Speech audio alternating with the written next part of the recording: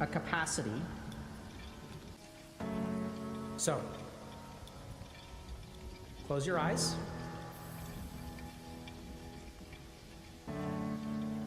Take a few moments to breathe in and breathe out.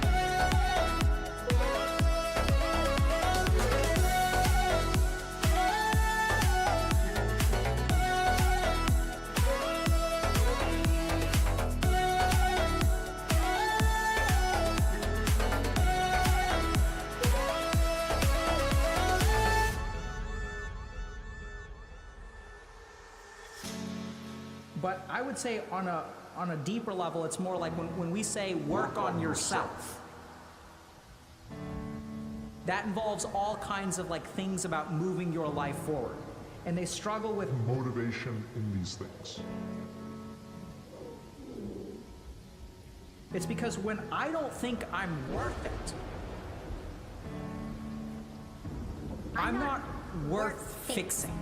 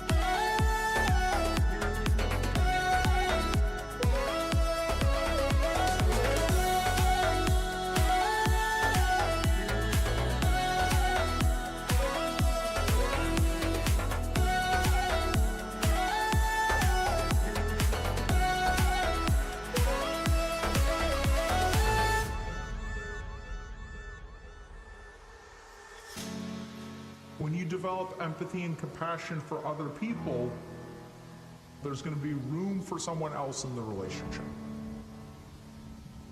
And then this in turn is going to reduce the feeling of being an object.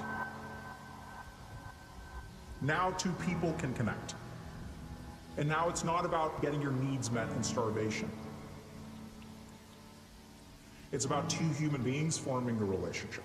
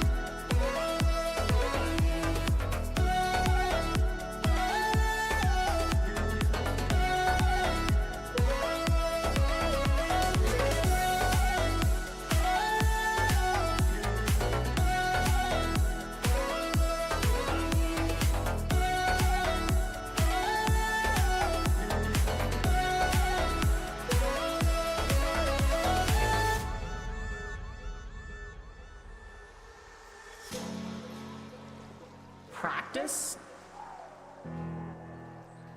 wishing for the object of your metta that these things happen to them. So you'll repeat this thought. May this person be happy. May this person be free. And may this person be at peace.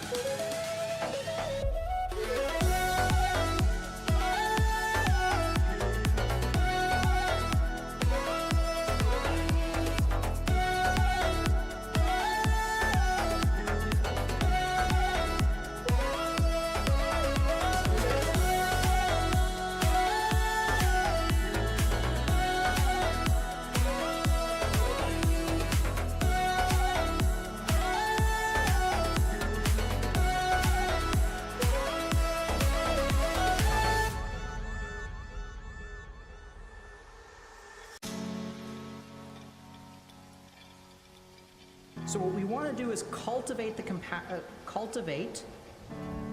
capacity for kindness. So, close your eyes.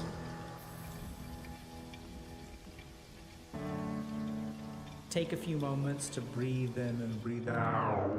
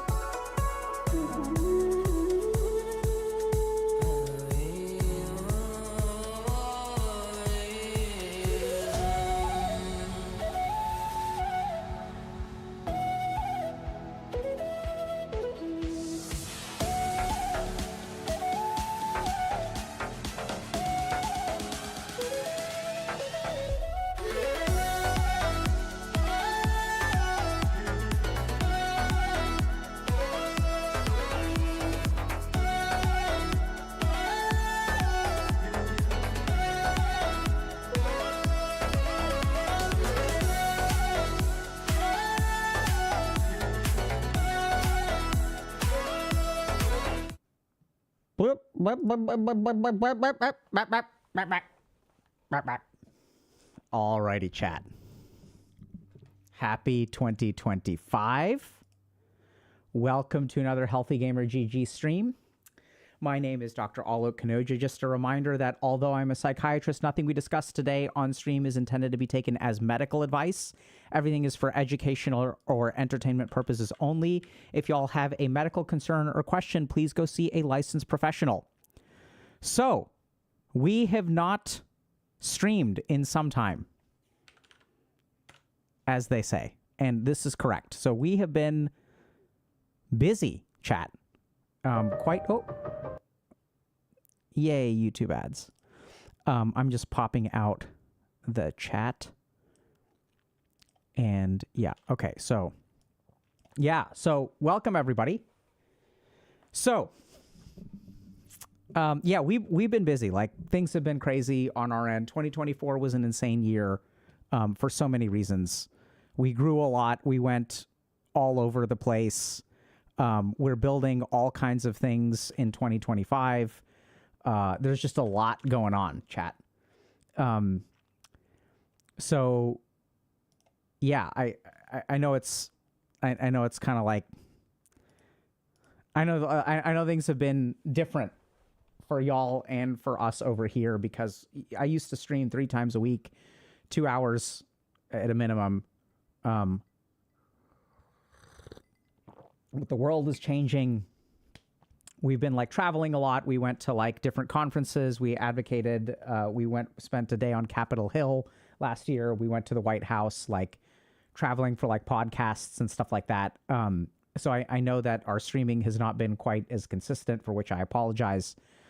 And I still love doing this. Like, this is the most excited I've been to, work in a long time, because this is going to be like kind of old school.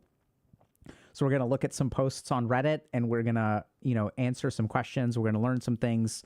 Super excited about it. I've also been reading a ton, like a lot of, I realized that in 2025, like I'm going to have to work basically 50% more than I did in 2024. And so there's a lot of kind of stuff that we're trying to do, planning to do. So be patient with us. And we genuinely hope it'll help y'all a lot. So we're doing all kinds of stuff. So like stay tuned to socials and things like that. I know sometimes people will be like a little bit upset about us changing, right? So this will be everything from, I don't know if y'all have noticed, but for a little while we had more sponsorships, and now we have less sponsorships. We're changing the kind of content that we do. We did fewer interviews for a while. We started doing interviews. We did interviews with creators. We did interviews with community members. So like there's always change going on at HG. And I know that can be frustrating for a lot of y'all. I get it. And at the same time, like, I don't know how else to say this, but, in life, we advocate. When I work with people and when we talk to y'all, we try really hard to tell y'all to be in the present in some form, right? You can't live in the past, and you have to like adapt to what you do. And we have to do that too. So that the kinds of help that people need is actually changing. We've given y'all a lot of perspectives on some stuff, and it's helped a lot for some people, and it is woefully insufficient for others. As our community grows, and like as like the number of people who watch us, which I think is like 15 million people a month, those people are going to be asking for different kinds of help. And so our mission has always been to help the digital generation with their mental health. And for a long time, we were focused mostly on men, and then like women started entering our community. So then we started doing stuff for them. And so there's a lot of like really, like, I'm super excited, y'all, because we're trying a couple of crazy things in 2025. I don't even know if they're going to see the light of day, so I'm not talking about it in too much detail here, and so I'm not going to get into it much. But a couple of things that, we're going to try. It's going to be different. Some of y'all may like it. Some of y'all may not like it. We're always open to that feedback. So we read a lot of feedback that y'all give us in different places. We sort of get where it's coming from. But oftentimes when we decide to do something, it's coming from because we're like reading lots of feedback, not just yours. And sometimes feedback is conflicting. So what do we do about that? I don't know. So it's been a fun journey so far. We're going to continue to grow and change and adapt. And we would ask you to continue to grow and change and adapt as well. Not just in relation to us, but like in your own life, right? If y'all have been watching us for 4 years, like you're probably, hopefully not the same person you were 4 years ago. And so the kind of guidance that you'll need will change. We've seen that a lot, for example, in career coaching, where when we started career coaching, the number of people who were in career coaching was pretty small, but the number has steadily gone up over the last like 2.5 years. And I think that's because a lot of people in this community were NEETs and now they are not, right? So the percentage of NEETs in our community shrinks with each passing year. So that just makes it challenging for us in terms of, okay, what kind of stuff do we make? Do we talk to the NEETs? Do we talk to the do we talk about how to get a job, or do we talk about how to get promoted? And so the reason that I'm hoping to work about 50% more this year is because I think we're going to do them both, right? So as I've learned from y'all, It's never one or the other. It's always do both. So that's okay. Okay? Okay. So let's start with this. Speaking of, you got to grow and change. So I'm an introvert who's dealt with social anxiety for years. Yesterday, I got married. Don't give up hope, friends. So this person got married and it was successful, and they are apparently a member of our community. So congrats to this person. And don't give up hope. And now that we have some hope, we will perhaps shatter it. Right? So I know it's like, it's fun, but like people are like actually getting better. It's all good. I mean, it's not all good, but it'll get there. And I thought it was kind of funny because we had that, and then we've got this. This is the year, guys, we will get a girlfriend. This is the year, guys, no more feels. We're all getting girlfriends in 2015, 2016, 2017, 18, 19, 20, 20, and now we're going to do it this year. So I don't know that I have, I think I'm going to skip this for now. So we actually have a YouTube video about Psychiatrist's Guide to Getting a Girlfriend. I don't know if y'all have seen that, but basically I've worked with a bunch of people who struggle to get girlfriends. And then and then we'll help them get girlfriends. So in that video, we go through basically the most common problems that I see men have who struggle to get a girlfriend. So what do we work on in psychotherapy? How can a psychiatrist help you get a girlfriend? It's kind of laid out there, the most common problems that I see. I thought this was kind of funny. I don't have something super clear to say about this in this moment. We may get to it at the end because I have more clear things to say about other things. So we're going to get to those. So let's move on. Okay. So today we're going to talk about the self-loathing man of inaction in your late 20s or early 30s. The only things he does are the things he used to do, and he does them less and less. Has built an entire worldview around his neuroses. I need some time to think, constantly revisits increasingly skewed memories of the past, wondering what he should have done instead, fixated on things no one actually remembers, probably not even to him at this point. I can't do anything. Defeatist who can never quite give up. This is beautiful, right? A defeatist who can't quite give up. Only boring people get bored. That's me. Slowly becoming actually the R word. So let's call it cognitive decline. It was always going to be like this. Closest thing to fun or new experiences are elaborate fantasies where he reimagines redoing his entire life centered around girls he barely knew in like middle school. Family are the only thing that's keeping him alive. Knows what a schizoid is. Doesn't know if he is one. If I could do it, I would have by now. No one chooses this. Yeah, I was thinking about doing that. No, it knows it's not too late, but wishes it was. It only hurts when I laugh. Goes months at a time without laughing or sincerely smiling, in constant pain. Either neat or wage slave, both equally hopeless. It's not like things can get worse. Accidentally once felt a moment of relief, has been upset about it since. And it's not like things can get better. Developing healthy problems justify crappy lifestyle. Developing health problems but justify a crappy lifestyle. Why should I do anything? Cannot accept what he's done. Nothing. Does nothing in response.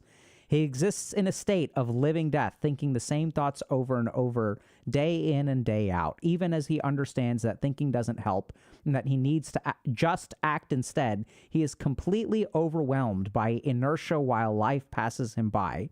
He has lost everything but can't let go of anything. No reason to live, no reason to die, no reason. Okay? And then haunted by vague, dusty delusions of megalomania. The self-loathing man of inaction. So I really like this part, defeatist who can never quite give up.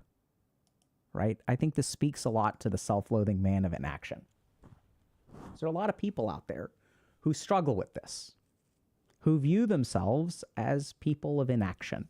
For whatever reason, it's always framed as a man on the internet. And so they're stuck in their head. They can't move on, but they can't let go, right? So you're kind of always like, it's the state of limbo where you're in your head, you know what you need to do, but you can't bring yourself to do it. You've given up on life, but there's a part of you that wants to keep trying. And so it's this weird like balance of like, okay, I'm hopeless.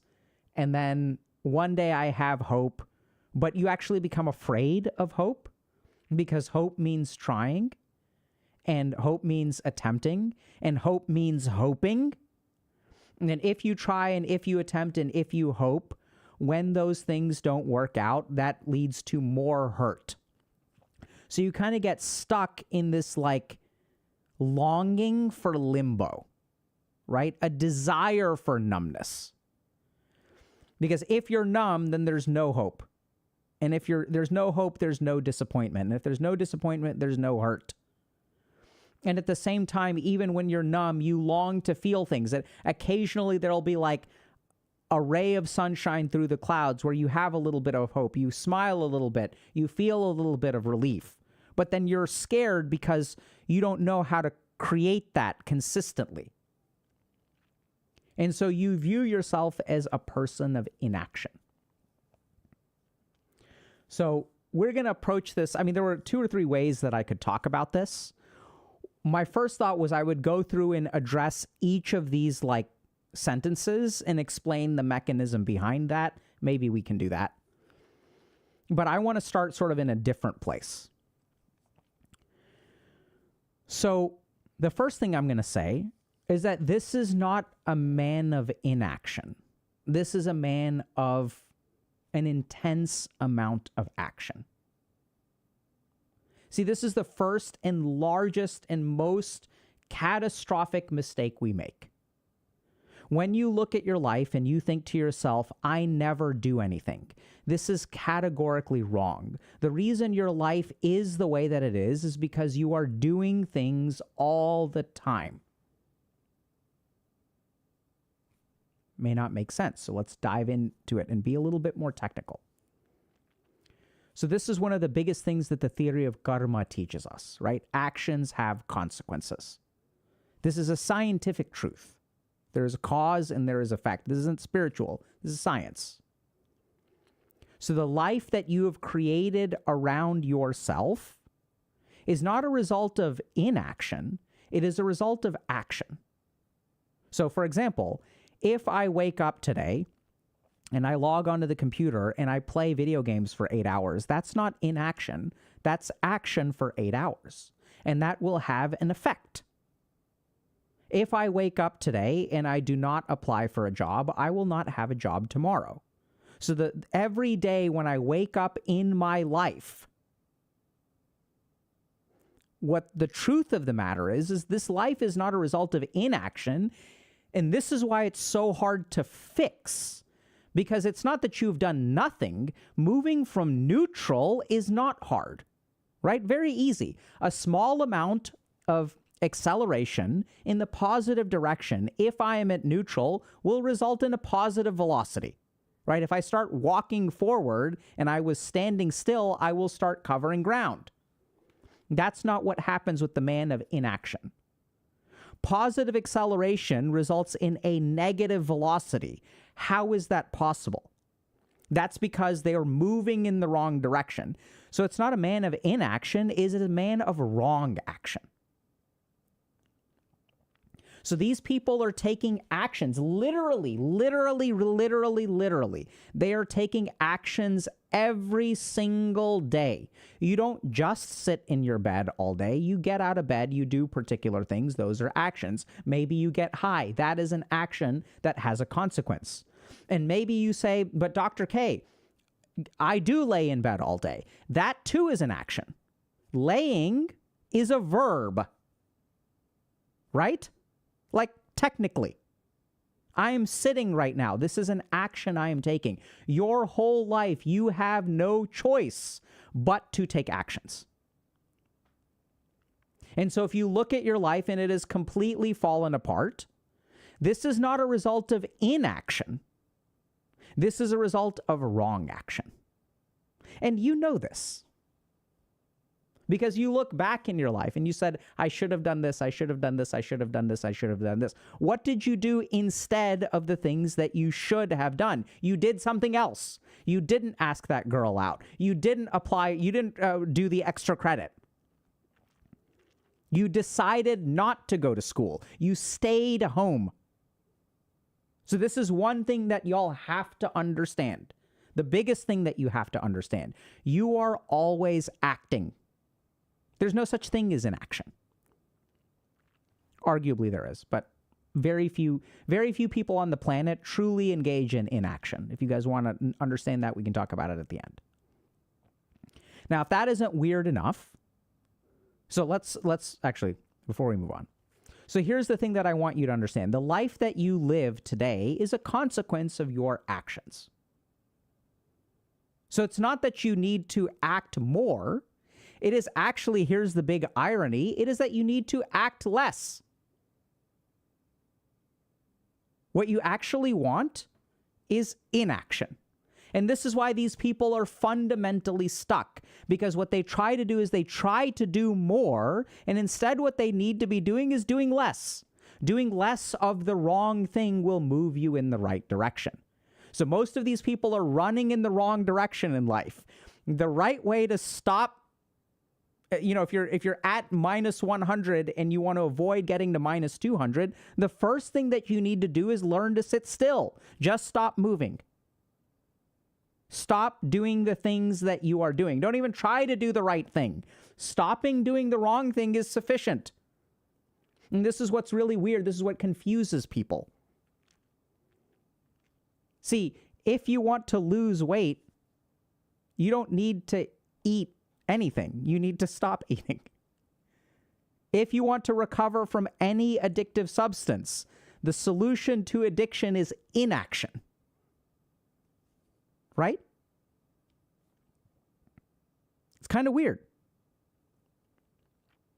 So, there's one other layer that we have to add on, which a lot of people don't really think about. Which is that we assume that actions are physical.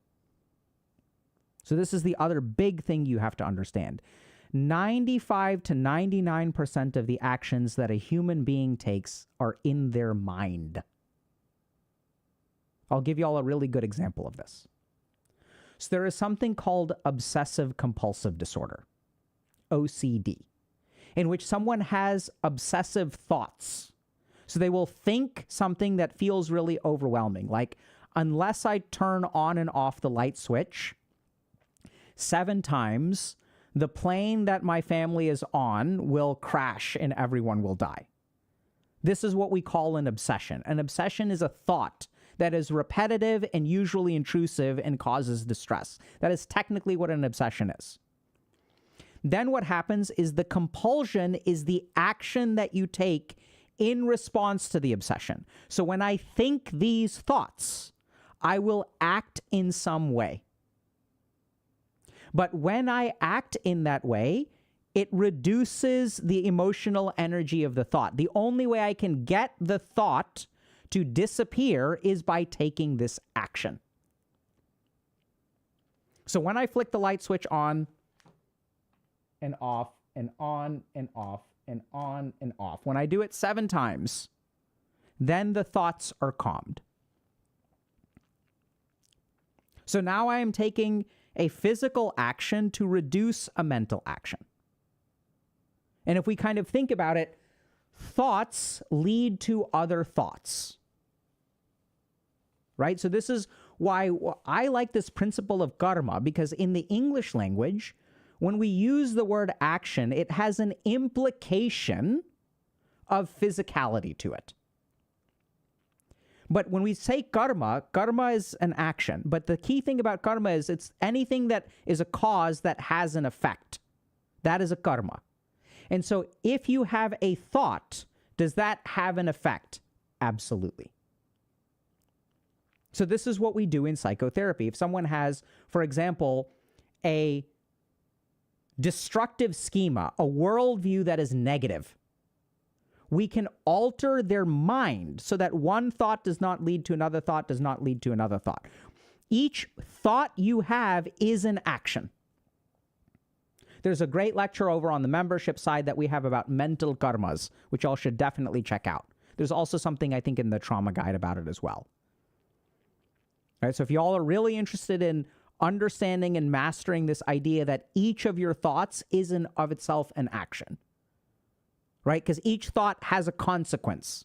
In a panic attack, what happens in a panic attack? I have one thought that leads to another thought, that leads to another thought, that leads to another thought, that leads to another thought.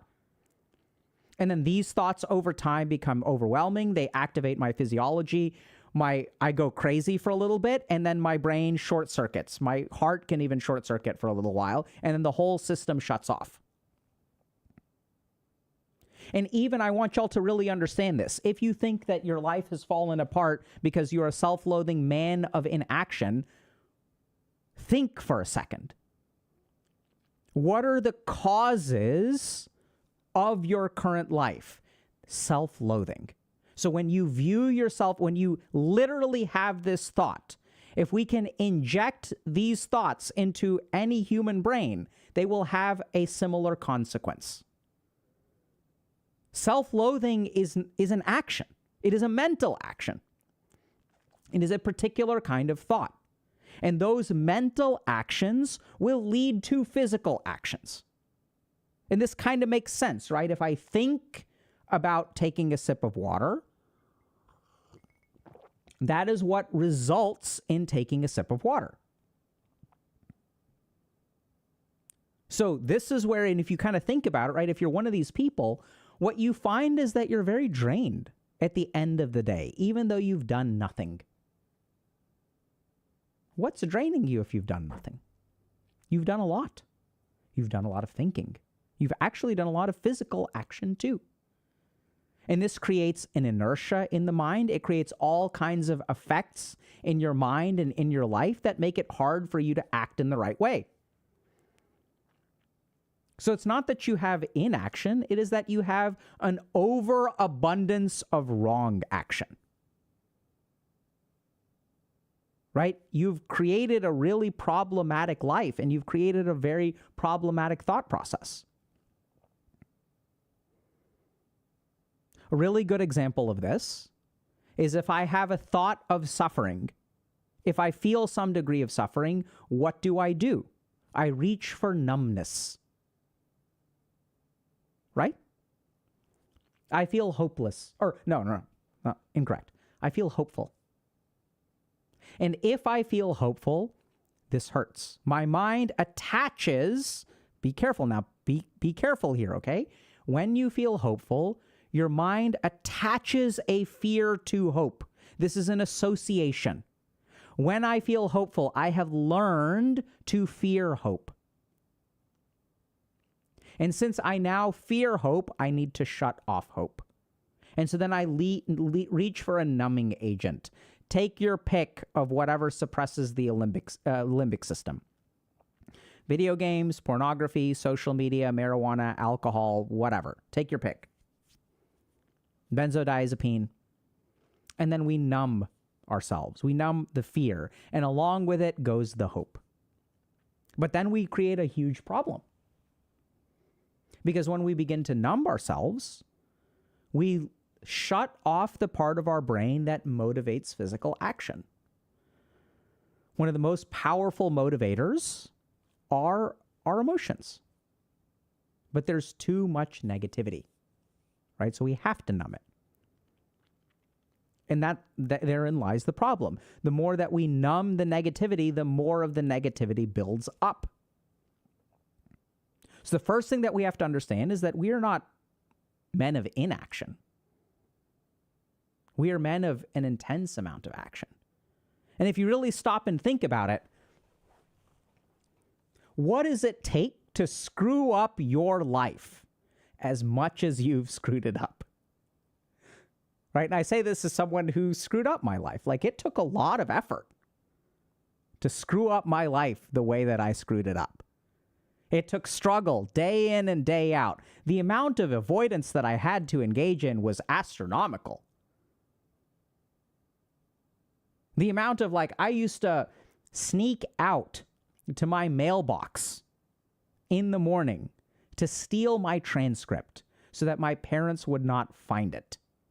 Because if they found it, there would be consequences. And if there were consequences, then I would change. And if you really look at these self-loathing men of inaction, they work really, really, really hard to protect themselves of the consequences of their inaction. I'm going to avoid these people for the holidays. I'm not going to show up. I'm just going to ghost. You work really, really hard to avoid the consequences of your life. When you shut off your emotions and you shut off the consequences of your life, what ends up happening? You propagate along the same path. Right? You're removing the things that stimulate what you would call action. Make sense? So this is not inaction. This is an immense amount of action. A lot of action. Very difficult action. That's why it's so hard. That's why it's so draining. And the more that you numb yourself, the more that your trash can starts to overflow. And then you have to cover it up with all kinds of things. Now I'm going to fill a whole room of my house with trash. I'm going to open the door and I'm going to throw trash in and I'm going to close it up. So if you really stop and think about it, what you will discover is that you are taking all kinds of mental actions. You are running away from things all the time. All the time. You're running. You're so busy running away from everything that you can't have anything to run towards, right? So achieving goals, building a life worth living is about running towards something, not running away from something. For the most part. And then you end up with this life. So what do you do about this? So the first thing is to do less. So in my case, I went to India for 3 months and did a whole lot of truly nothing to receive what the world sends your way, to start to respond to it. Don't try to steer the course of your life anymore. Let the fruit that you have been cultivating, harvest it. See, as you start to do less, the consequences will start manifesting, and you have to absorb all of those consequences. It feels like it's too much, but it's not too much, right? All you have to do is actually nothing. Just let it come. In my case, my parents would call me, and I would avoid answering the phone because I didn't want to talk to them. Answer the phone. Right? See, ignoring a phone call is an action. Ignoring a text message is an action. You look at the thing and you literally shut it off, and then you turn to something else. You do something to distract your mind. Okay? I'm wondering if I should pull up a paper. I want to show you all something. So if you want to know why people get stuck,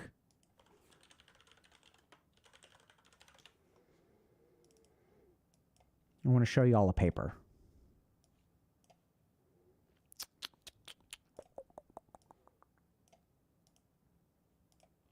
Okay.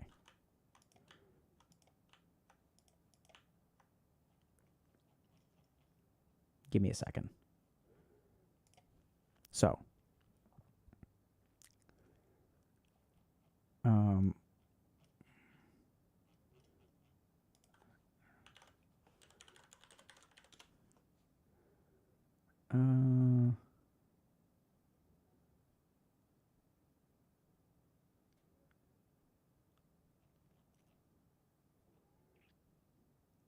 okay.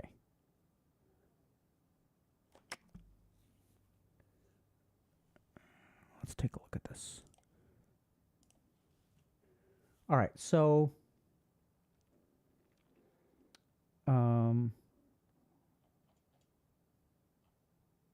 here we go.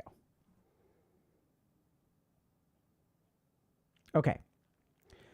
FOA in 1997, so this is from a section on recovering from trauma, right? So if we look at someone who, let's say, is a self-loathing man of inaction, there are all kinds of events in the past that have scarred them, These people are essentially traumatized. So let's look at how we go about recovering from trauma. So here will be eye-opening, okay? Identified 3 factors that are associated with both natural recovery from trauma and reduction of PTSD severity via exposure therapy. The first factor is emotional engagement with the trauma memory.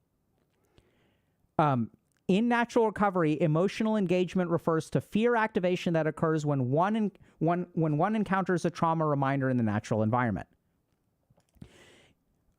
Fear activation has been found to be positively associated with treatment outcome. We hypothesize that a lack of emotional engagement would be associated with poor natural recovery following a traumatic event. Dissociative symptoms, such as feelings of derealization, depersonalization during or following trauma, or amnesia for information related to the trauma, have been conceptualized as strategies that reduce emotional engagement, right? So when we dissociate, we are reducing emotional engagement. So reduction of emotional engagement. Several studies have found that peritraumatic dissociation is associated with more severe PTSD. The more you dissociate, the worse you get. Okay, now here's what's really interesting. Consistent with this hypothesis, individuals whose peak symptom severity occurred within 2 weeks of the traumatic event were less symptomatic 14 weeks later. So the more it hurts and the faster it hurts, the better off you will be. Individuals whose symptoms peaked between 2 and 6 weeks after the event had more severe symptoms. Y'all understand? The more it hurts, the better you get. And our self-loathing man of inaction is still delaying the emotions from middle school. Y'all see that? Interesting, no? So if you want to heal, you must stop. Whatever thoughts come, whatever emotions come, let them come. They're just thoughts. They're just emotions. They are not truth. This is another big problem that self-loathing men of inaction have. They believe that their mind is connected to the real world. This will happen, and this will happen, and this will happen. This is just a thought. It is an emotion. It's not reality. Right? And you get so caught up in wanting, wishing, all this kind of stuff that you don't act. There's something that's messed up in the dopaminergic circuitry, where wanting normally stimulates action. But in these people, something interesting has happened. Instead of, so let me draw this out for y'all.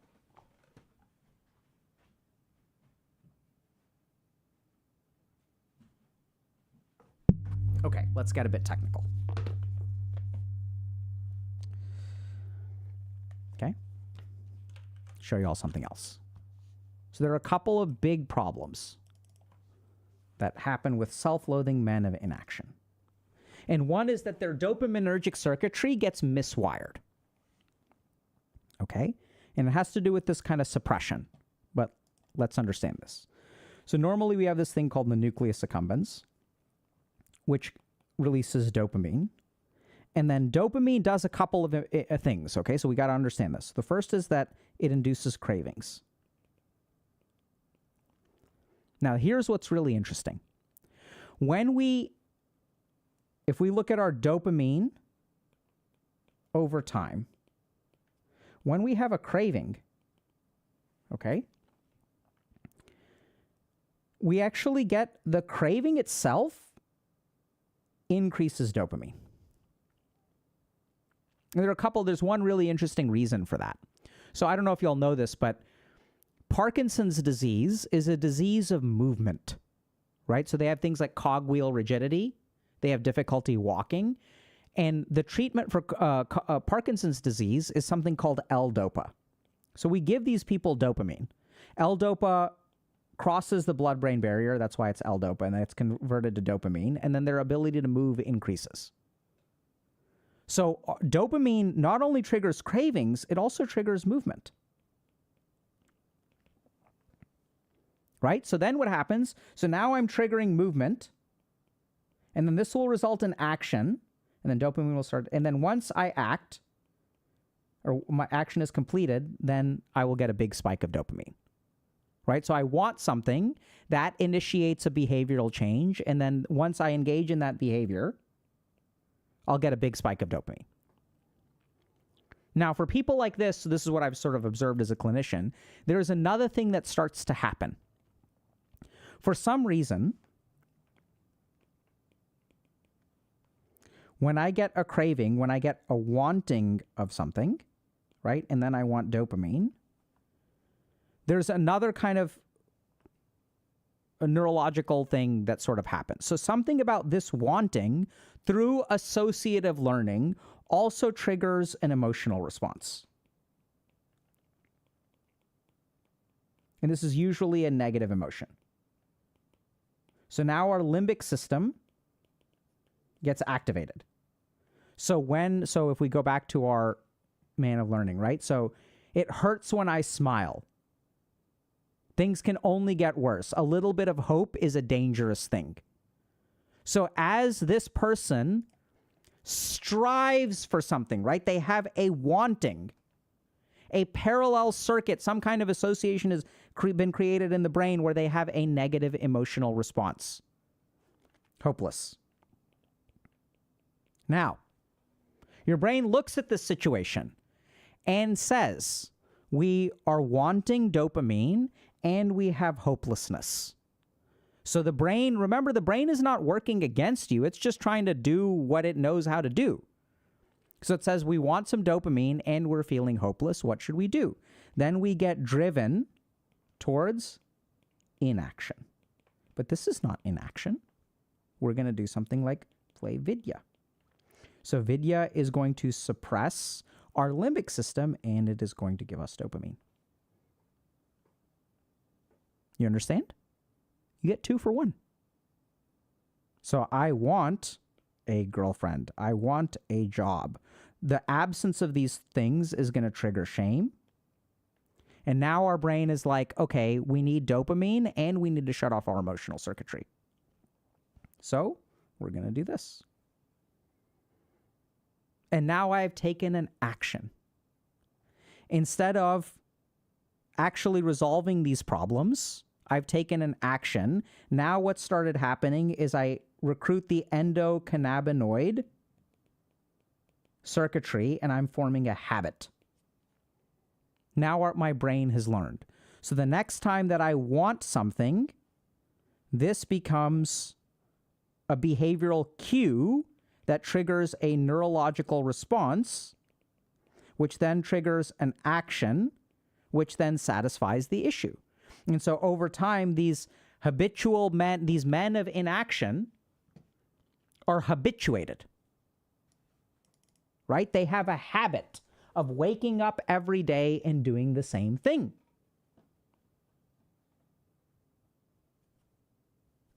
Right?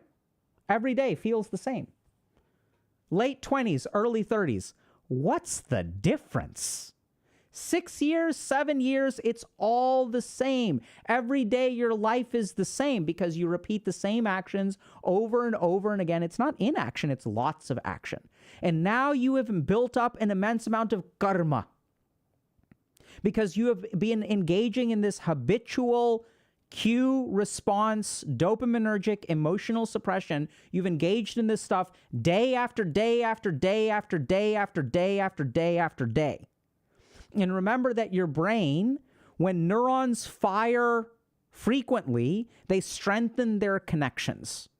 This is associative learning. And so now your neurons are very well grooved. It's like when you have a game trail, right? So you have a field of grass, and then a mouse runs across and flattens some grass. And then you have a rabbit that looks at the grass and sees, oh, there's some flattened grass here. Let me run across it. And then the rabbit goes on that slightly flattened grass, flattens it more. Then you get like a deer that walks down there And then you get a bison that walks down there. And then suddenly you have a game trail. And it becomes really, really, really easy to walk down the game trail. This is what happens in these people. So how do you change? So we're going to do a couple of things. So there are two modes of changing if you want to fix this. One is the more classic way, right? You take small actions, go to therapy, work on yourself, start journaling, meditate, whatever. But honestly, with the people that I've worked with, there is a degenerate way to transform your life. And I would call this going unga bunga. So, see, small changes for people like this are hard. Because there's such a weight of like habit and all this kind of stuff. Like you got to go unga bunga. So you got to go like all in on one strategy. I'm not saying this is the best way. It's just what I've seen. And people are talking about monk mode. Like literally that's what I did, right? I tried to become a monk, but I went through monk training. You have to have a whole scale transformation of your life, which is surprisingly easier than people think it is. So what I would say is you start to become a little bit more ascetic. Not a little bit more. We're going to go unga bunga. We're going to put all our points in strength. We're going to wield 2 great clubs. No cosmetics.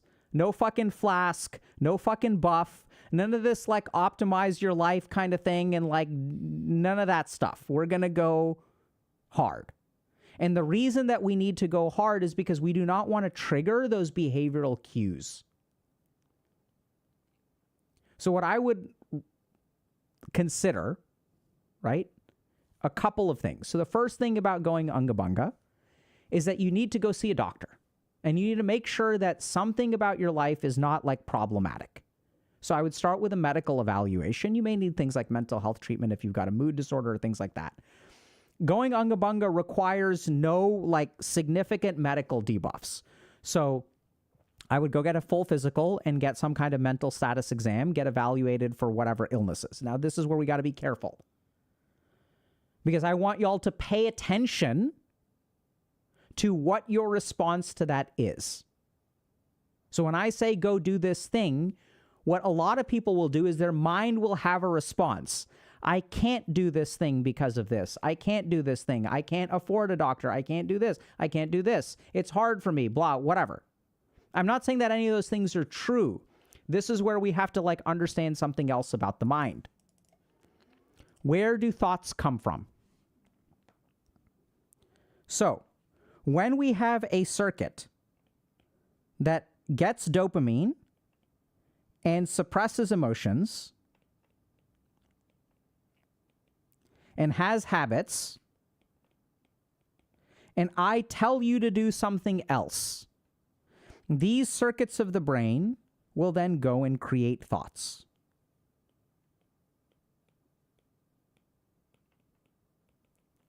This is what happens in an addict's brain, right? So I want y'all to understand this. The thoughts in your head are not correct, or they're not incorrect, but the thoughts in your head, like where do I don't know if this makes any sense, so I'm going to try, okay? So just like bear with me. This is fucking weird, but like y'all got to think, okay? Where do the thoughts in your head come from? People will say, oh, the thoughts in my head come from truth. But think about it for a second. I'm talking about the mechanism.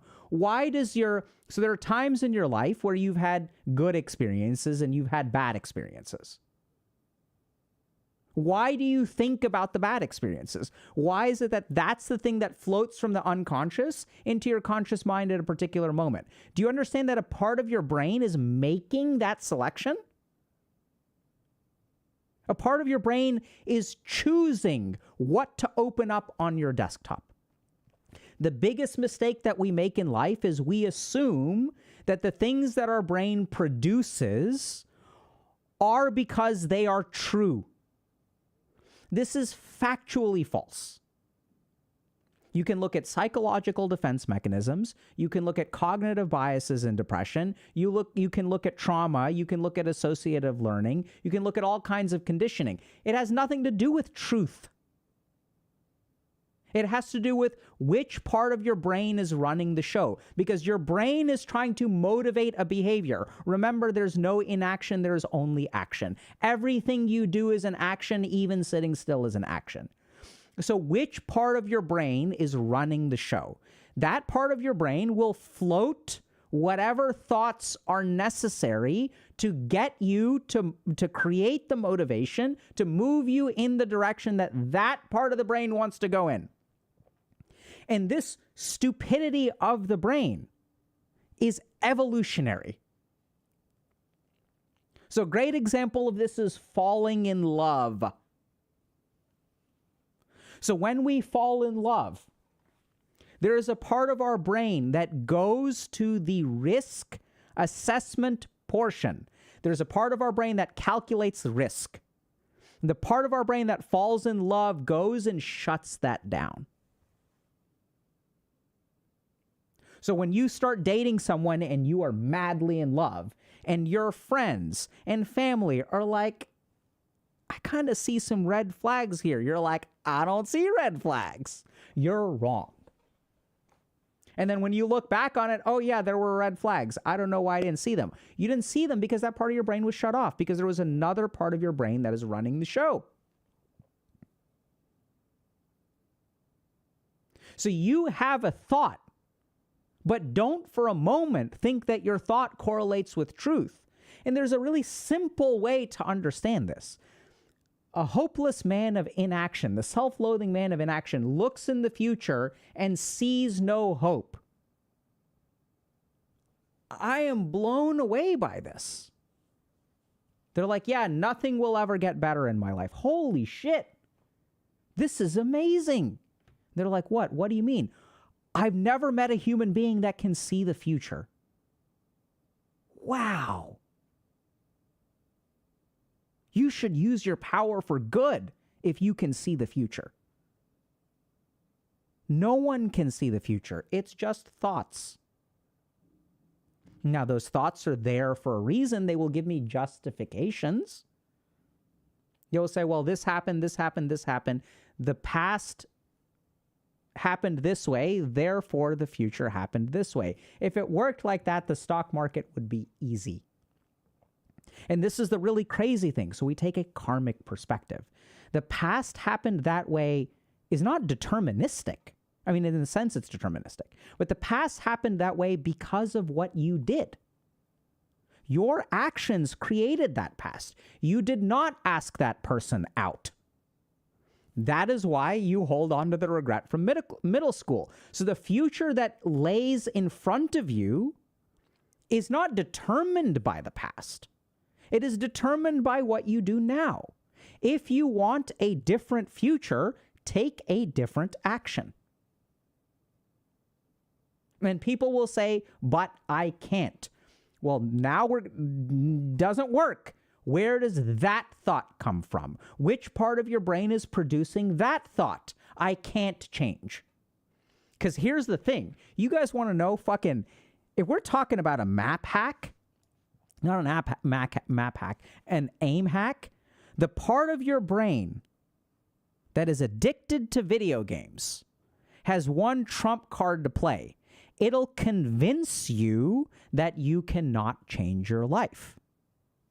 And the moment that your addiction convinces you that you can't change, what does it get to do? 100%.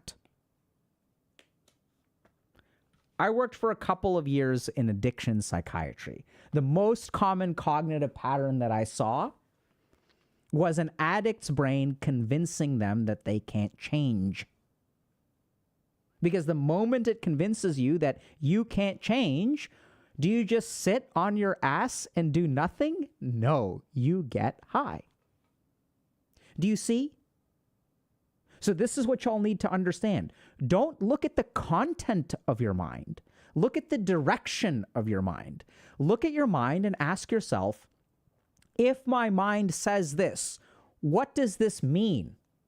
What does this drive me toward? What direction is it pointing? And what you will see if you are a self-loathing man of inaction is that all of your thoughts point in one direction, which you think is inaction but is not inaction, because you're not actually sitting on your ass, you're sitting on your phone.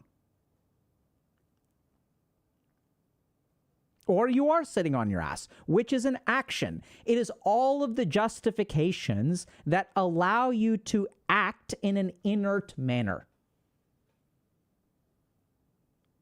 And if you pay attention to yourself, you'll find there are pulls for you to move out of there. The other parts of your brain are screaming at you, let's do something else, let's do something else. And the other parts of your brain, they try to be angry with you. They try self-love. They try listening to a Buddhist podcast. They try so many things. All of these, there's 99 people in your brain that are screaming at you to do something else. The problem is that only one person has the megaphone. And so you continue to create this life every day that you live it because you act and these have consequences.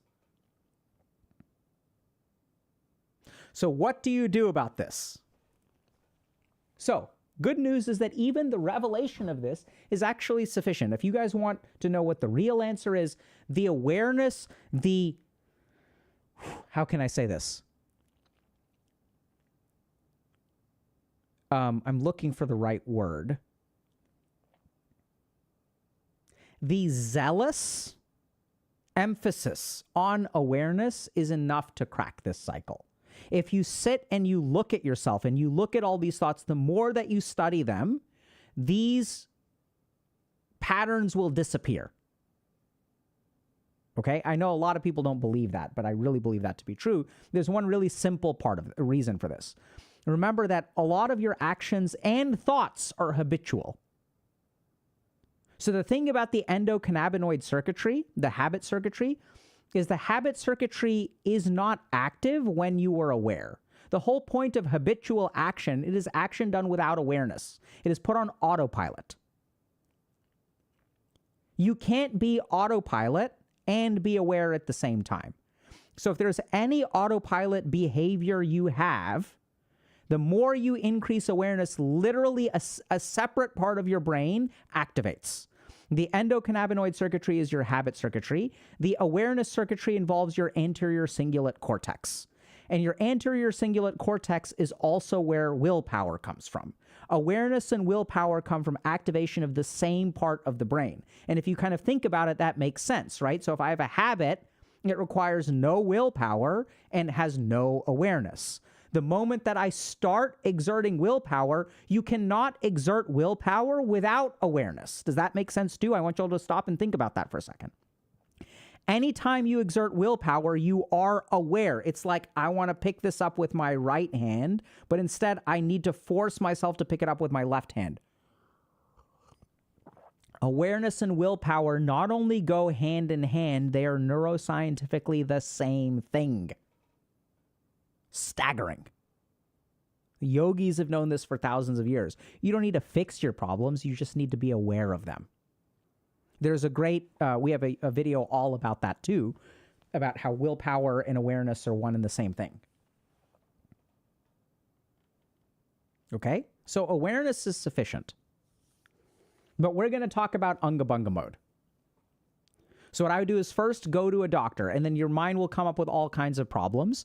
That's fine. It's not that those problems don't exist. Those are just problems to be solved, right? So if you say, oh, I don't have a doctor, well, then you should Google search something in your area and sign up. Well, I don't have insurance. I can't afford a doctor. Well, then you should Google search, how do I get medical care if I have no insurance or I have no money, right? So each objection that your mind raises is a task to be completed. And watch what happens, okay? I'm going to tell you all what'll happen. Each thing that happens, once your brain learns that you're doing this, it will start to pull out other tools. Right? So it's like you're playing SF6 and you're blocking all the time, so your brain is going to use a throw. So then suddenly you'll notice something very interesting. You feel tired. You'll do it tomorrow. See, the first, and watch, okay? Because your brain in this way is going to be kind of like the liquid thing in Terminator 2 that changes shapes, right? It's like the mimicked here. Where once you start doing this, your brain will adapt. It'll say, oh my God, this guy isn't, when I tell him it's not going to work, it's not working anymore. So now what I'm going to do is I'm going to create energia. I'm going to reduce his energy level. Because it's running the show. It's going to places like your reticular activating formation. It says, make this guy tired. And the reticular activating formation says, aye, sir, we are now tired. We cannot do this today. And it will tell you this. Look at the direction. Look at the direction. You'll feel all kinds of things, all sorts of stuff. And then that won't work. You force yourself to do it. And then what'll the mind do? The mind will be like, oh my God, why didn't you do this a long time ago? Now that we're moving in the right direction, you should have done this. If only you'd done this 8 years ago, then you wouldn't be here. It twists and it turns. It changes shape. And it always wants you to move in the wrong direction. Watch it. It'll happen. This is why you need to be sthir, stable, steady. You will win. This is a war that your brain cannot win. All it can do is get you to surrender. If it fights, it will lose 100% of the time. All it can do is trick you into surrendering, and it will try time and time and time again. So this is enough, honestly. But we'll give you more. So once you look at all the different things, just notice what happens. And the conception that I would even offer is like, think about it like an external object.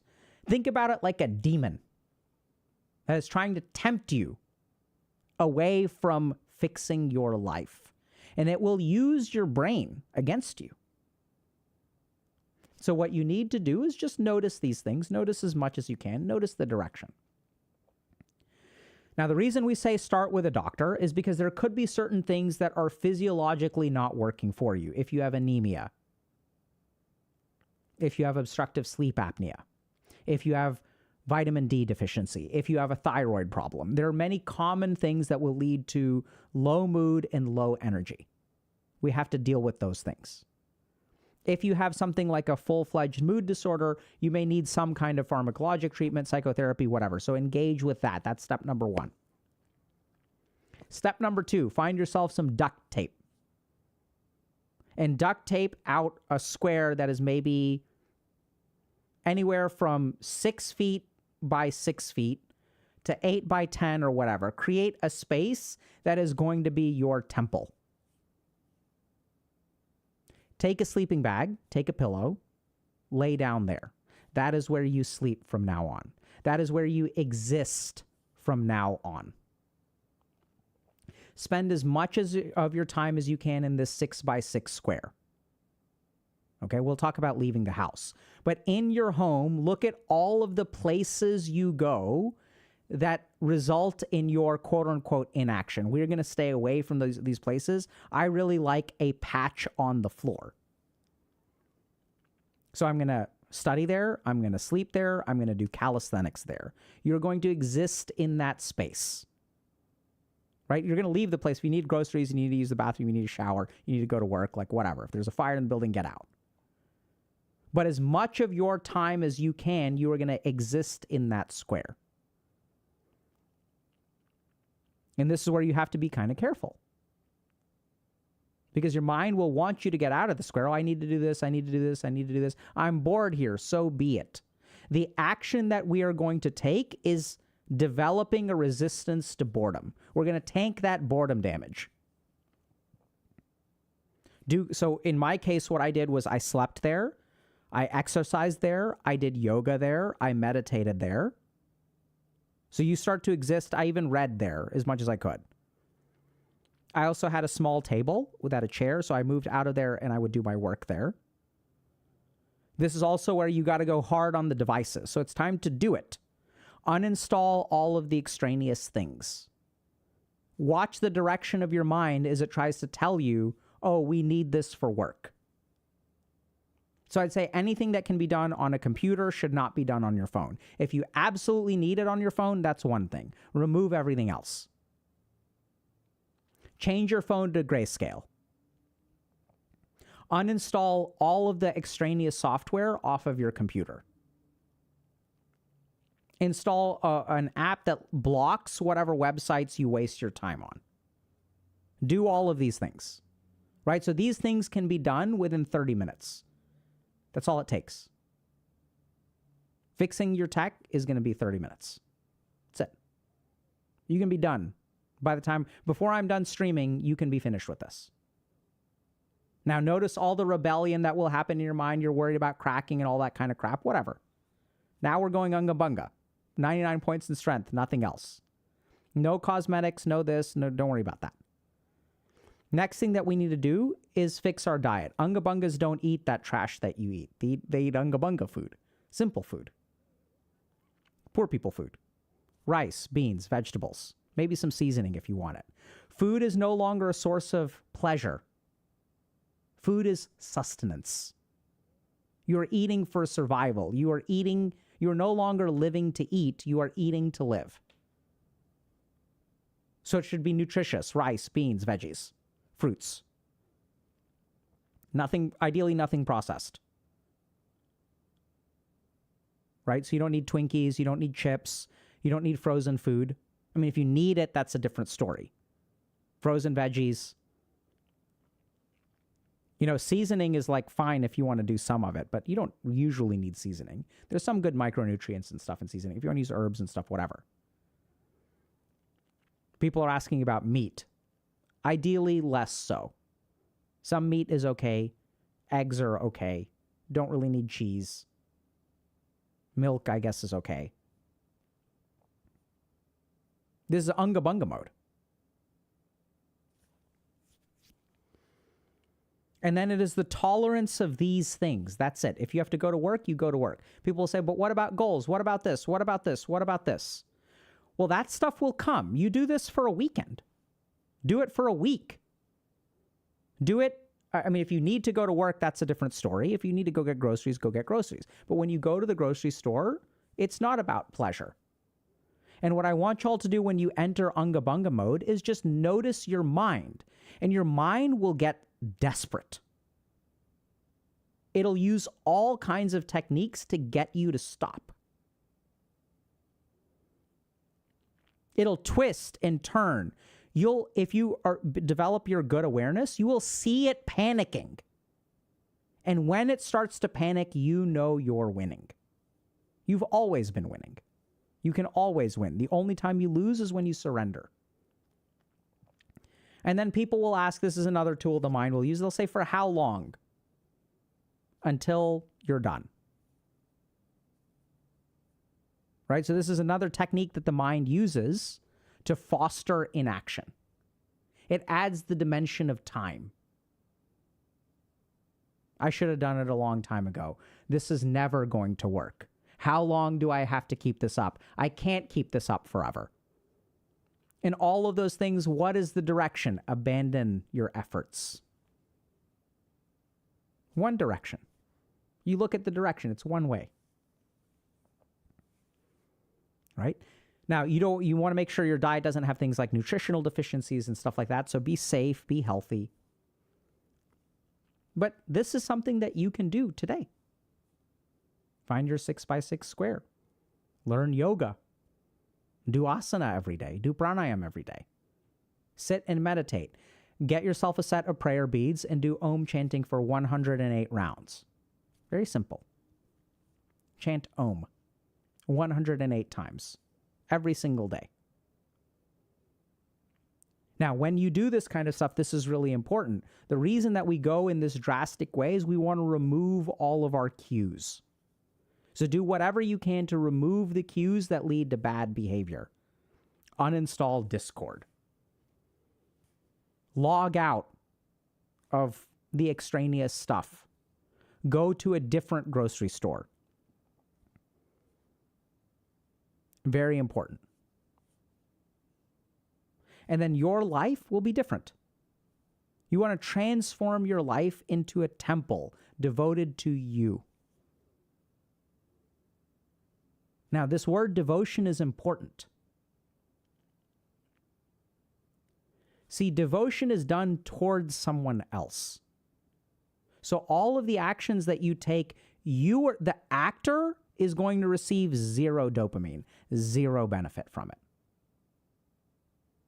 Someone else will receive the benefit of it. That's what we mean. It's almost like fragmenting yourself into the object of your devotion.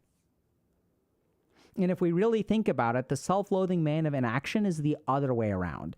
Every action that is taken is for the benefit of the doer. So I'm going to skip school today so that I can stay home and play video games. That benefits the me, doesn't benefit future me.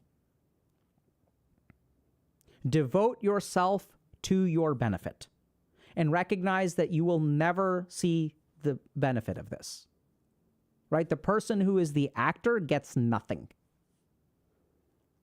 This is what gurus were really good at teaching that we've lost.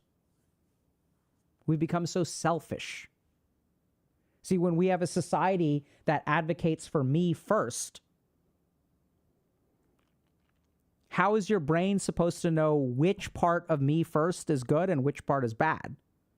If it's all about me, then video games, dopamine, pornography, drugs, whatever, that's me, my benefit, now, here, now. We're all short term and we're all about me. So what do we expect? There's no sense of community. There's no sense of the greater good. Right? And why do we say this? Well, that person over there doesn't give a shit about the greater good, so why should I? Why should I do something that benefits someone else if it doesn't benefit me? If they're not going to do the same. There's no reciprocity, so I'm not going to do it. Absolutely, that's the nature of the world. You're prioritizing yourself. You're doing the same thing that they're doing.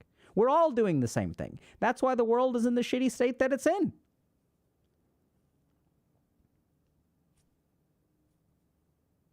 Do something for someone else. There are studies that show that people who are depressed, who offer support, feel better. What do we see in our mental health spaces today? Venting, venting, venting. It's all about my problems, my problems, my problems. I am hurt. I am wounded. I am a victim. I need help. Just fair enough. Like, it's my job as a medical doctor to help people who need help. I get it. I think it's good to help people who need help. And also, just because you need help doesn't mean that you can't give help. I learned this doing Boston Street Team and working with homeless people. The most giving people on the planet are homeless people. Crazy. You give one homeless dude $5. Instead of buying two things for themselves, they'll buy one thing for themselves and one thing for their buddy. Most charitable people on the planet are homeless people. So going back to Unga Bunga mode, you do this for a week. And then you'll discover something. That the action that you take creates the life that you live. See, we think that our identity determines our actions. Those people are successful because they are winners, and I am unsuccessful because I am a loser. Our identity narrows the scope of the actions that we're allowed to take. That's the truth of it. So the actions that you take determine who you are, not the other way around. So if you're a self-loathing man of inaction, that can change today through your action. The self-loathing man of inaction became that way because of their actions. The self-loathing man does not determine their actions. It's the other way around. And you propagate it through your actions every single day. And this is why, like, a lot of people,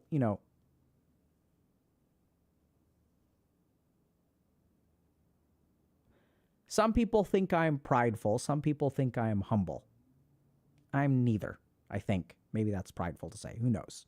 So I don't know if y'all noticed what I just did there. I'm aware. right? So I don't know. This is a statement from ego, not ego. I don't know. Let's just be aware of it. Maybe that's a statement of utter ego. Maybe that's the most egotistical. I am neither humble nor egotistical. I've transcended. So I notice. Hopefully y'all can notice with me. And then I just to be on the safe side, I make fun of myself a little bit. Let's just be aware. So I'm neither of those things. I'm just me. I'm the same guy who failed out of college, and I'm the same guy who was faculty at Harvard Medical School. Got an award of academic achievement when I finished medical school. Same kid, same guy, same human. The only difference is the actions. That's the only difference. So if you're a self-loathing man of inaction, take different actions, and then you will become something else.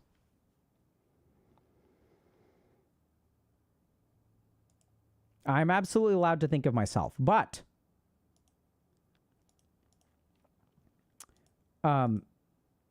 thinking about myself is fair game, but I should still think about myself with awareness, right?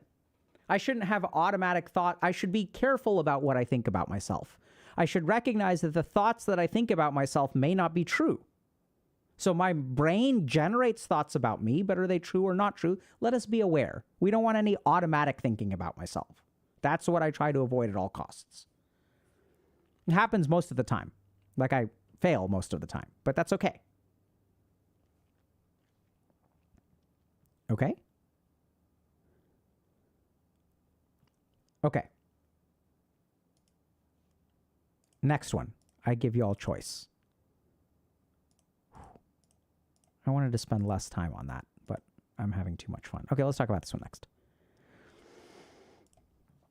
Too much fun, chat. I'm going to stream for a little bit longer, I think. Okay. Curious are what everyone's opinions are. Well, it's a strong inverse association of height and suicide in a large male Swedish cohort, which basically finds that every 5 centimeters, so this is the paper, right? So, okay, okay. This is the paper. Oh my God, what's wrong with this thing? What the?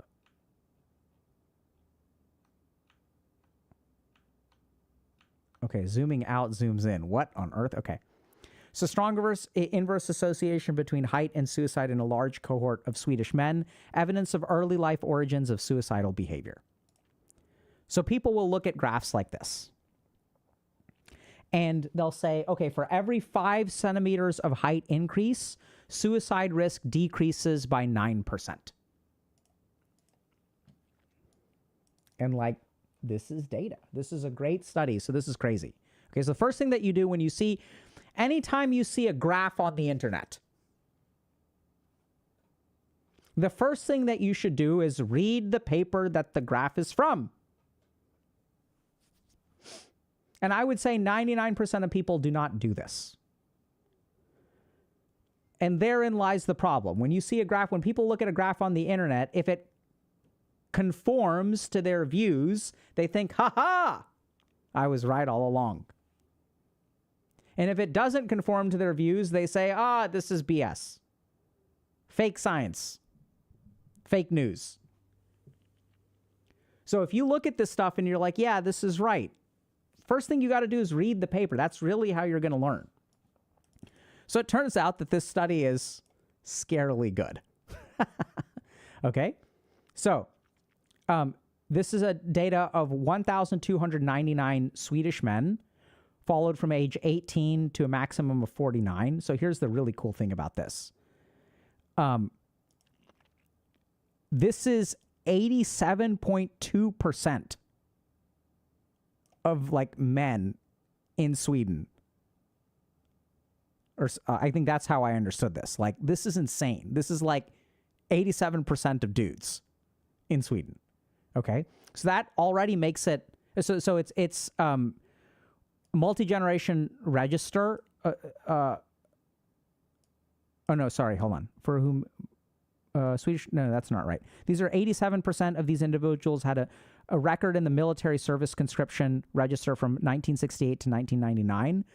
I believe that's mandatory, right? So maybe I misread this.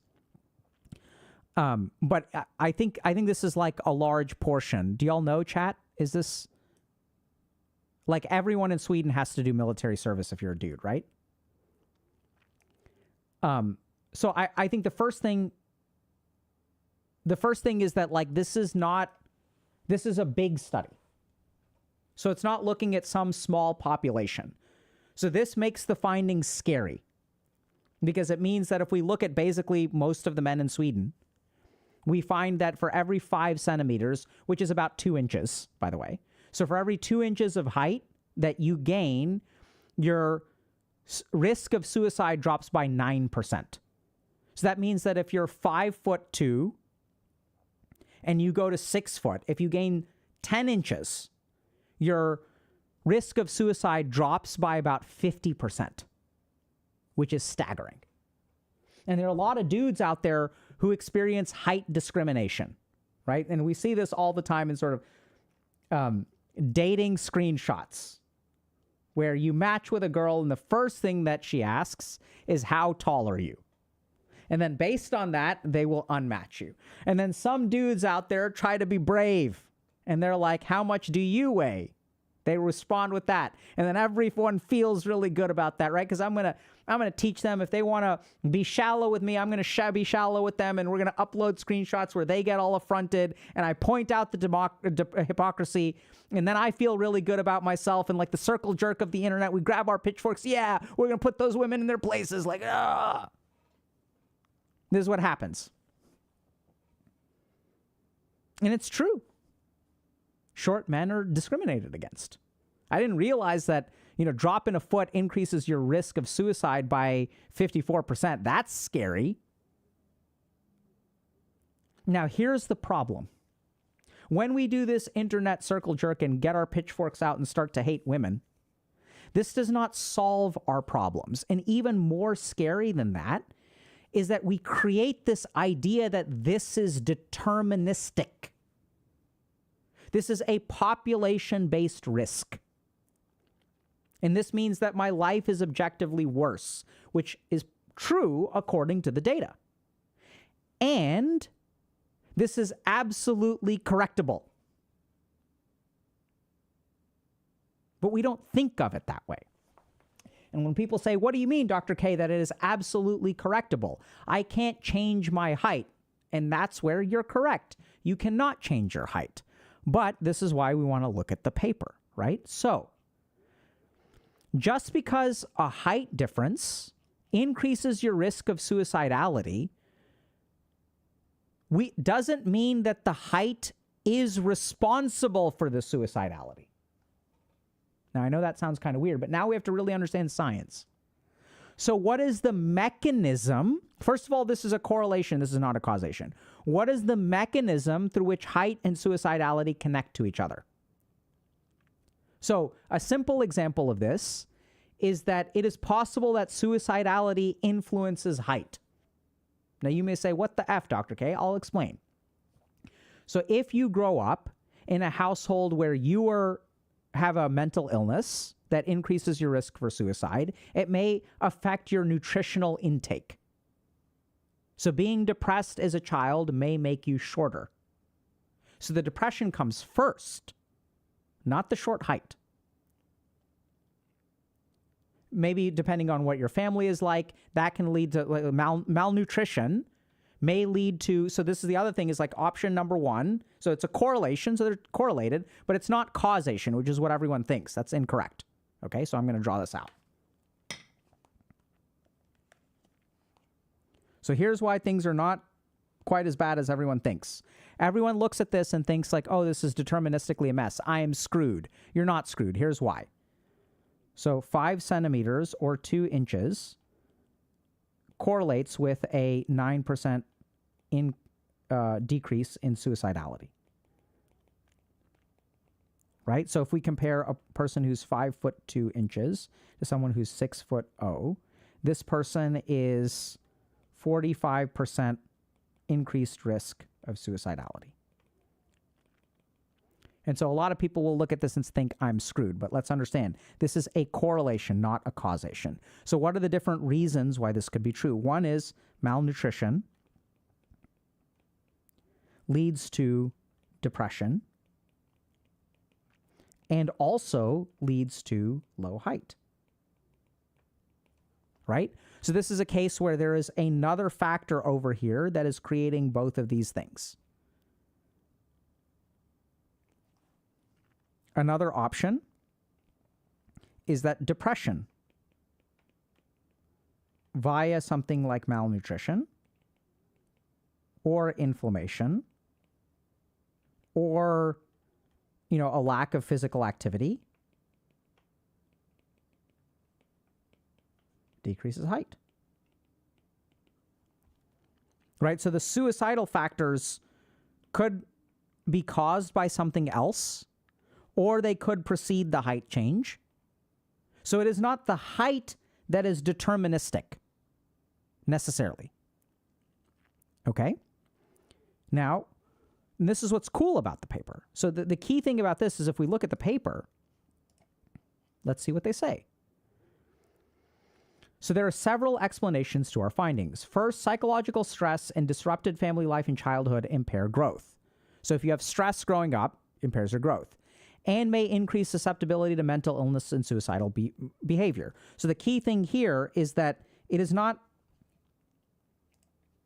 the height and suicidality. This is what everyone looks at this paper, this graph, they think it means this. This is not what it means. Stress does this. Okay? Short stature may be associated with a greater risk of psychosis, which in turn influences suicide risk. So that is a case where when we look at this via psychosis increases the risk, right? So that's where, things the other way around. It goes like this. So this is the causation that people envision and I think interpret. But there's more. So short individuals are likely to be in a low social class as adults, independent of their childhood social class. So low social class is associated with a greater risk of suicide, right? So this is where, a lot of this stuff, we're going to go through these one at a time, okay? So then we have low social class, which increases suicide. And then they also say that height can increase it increases the risk of low social class. Okay? In a subset of subjects, however, we found that educational level, a marker of socioeconomic position, had little effect on the association. So that's kind of interesting. Marriage protects against suicide. And short individuals may be less likely to marry than taller ones. That's like telling us that water is wet. Well, water isn't wet. What touches water is wet. But anyway, right? So we know that marriage decreases the likelihood of suicide, and height decreases the likelihood of marriage. Actually, this is not right, because that'll mean an increase, but whatever. Right? So this is a negative effect. Lowers the chance, and then this lowers the chance. Oh, no, that is right. This is what everyone assumes. Since you're short, you're more likely to be alone. Therefore, you will more likely be suicidal. Marital status only weakly confounded the associations, so it does have an effect. Low weight gain in infancy may also be a risk factor for suicide late in life. Finally, short children tend to have lower levels of intelligence and may suffer from stigmatization and discrimination. So, height, discrimination. So the effect could be like this. Now, this is sort of like what we assumed, right? Being short sucks. And that's what the data shows. The problem is that when we say being short sucks, we assume that this is deterministic. It is an increased risk. But this is what I've learned as a psychiatrist. These things, you may not be able to change this, but there is an intervening variable here that you can change. This can be affected. Right? If we're talking about change, let's say like green. So this can be improved, this can be improved, this can be improved, this can be improved, and this can be improved. So this is the key thing that I think people miss when they look at studies on height. Is life going to be more challenging for you? Sure. But it's not deterministic. So if you were bullied or discriminated against because of your height, that may increase your risk of suicidality, but there is something there that can be intervened upon. As a psychiatrist, short people come into my office. They were bullied. They have low self-esteem. They come into my office. When they leave my office, let's say 6, 8 months later, their self-esteem is improved. We've corrected for the effects of height. Because height causes a consequence. You can fix that. Now, height may still have some independent aspect that cannot be fixed when it comes to finding a partner. But it has been my overwhelming experience that while the height can't change, what a lot of people miss is that the height creates an intervening variable. And that intervening variable is much more responsible for the outcome than the height itself. So if I'm a short person who's trying to date, that's going to shatter my self-esteem. Now, the problem is that which one do you think is a bigger disadvantage for dating? Shattered self-esteem or height? And in my experience, it's been shattered self-esteem. That can actually be fixed. Right? I don't know statistics about, what percentage of people, what's the correlation between having children and standard deviations on height. But the reason, if you're short, there's a good reason that you're short is because your parents were short. And if your parents were short, that means they successfully mated despite being short. Not always true, right? So it's like, it's doable. And I think the most dangerous thing is assuming that this is fatalistic. Is it a disadvantage? Absolutely. Is it a serious disadvantage? Absolutely. But the more that you tunnel down into how things work, the more hope you can develop. Because there are things that you can intervene on. And that I've seen very consistently. Right? Short kings are kings for a reason. See, what's the difference between a short king and a short loser? The short is the same. One's a loser and one's a king.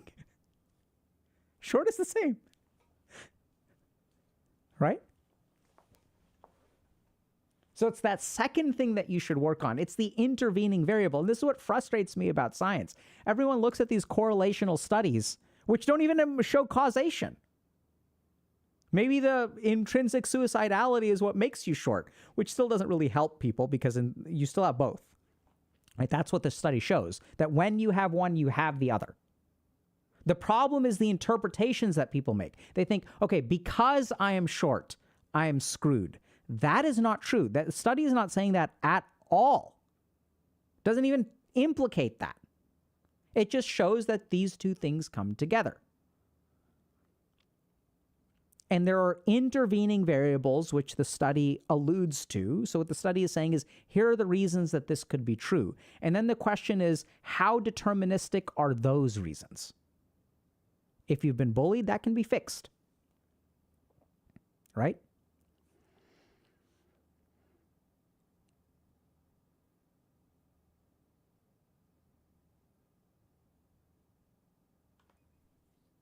Is this learned helplessness? Sort of. But there's more to learned helplessness.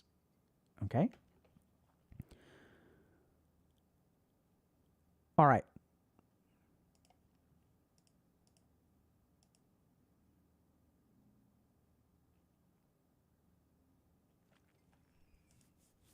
Okay. So now I'm going to give you all a choice. We have time for one more. Ooh, I'm more tired than I expected. So we have time for one more. So we can talk about female loneliness, afraid of turning into an femcel, or why do some people have a pattern of getting bullied everywhere they go? What do y'all want to do? Which one?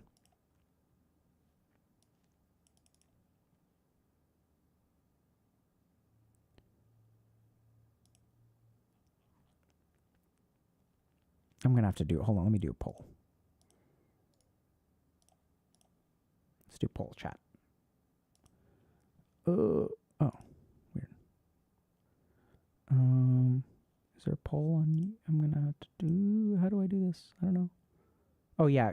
Can you handle a poll? Can mods poll? Mods poll. Okay, we will. Let me see if I can.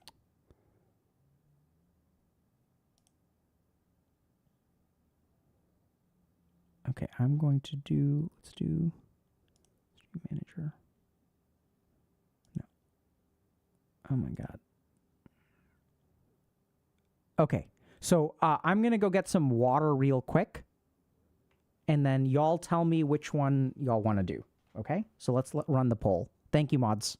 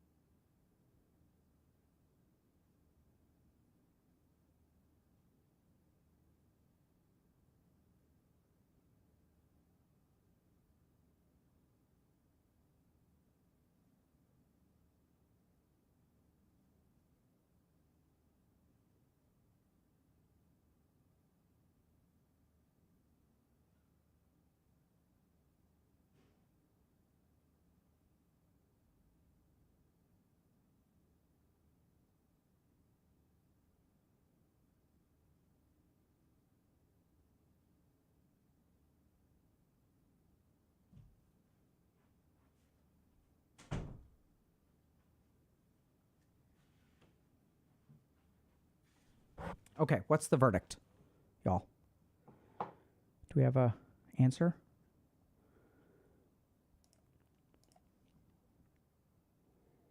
Oh my god. Femcell is winning on the poll. Okay. Oh yeah, here we. Okay, so Femcell it is, but it's pretty close. Okay, it's good. It's okay. So y'all, so just chill, chat, chill. Y'all chill. Okay, here's why. So just because we're not doing it now doesn't mean that we can't like do a standalone lecture about it later. I like why people get bullied I mean, I like talking about and helping people who get bullied everywhere. We can do a video about it. Great topic. Someone recently called me a sociopath for just drinking straight hot water, which I completely agree. It's really weird. Conversation for a different day. Okay. Femcell it is. I know, I misspeak so much. All right. Okay.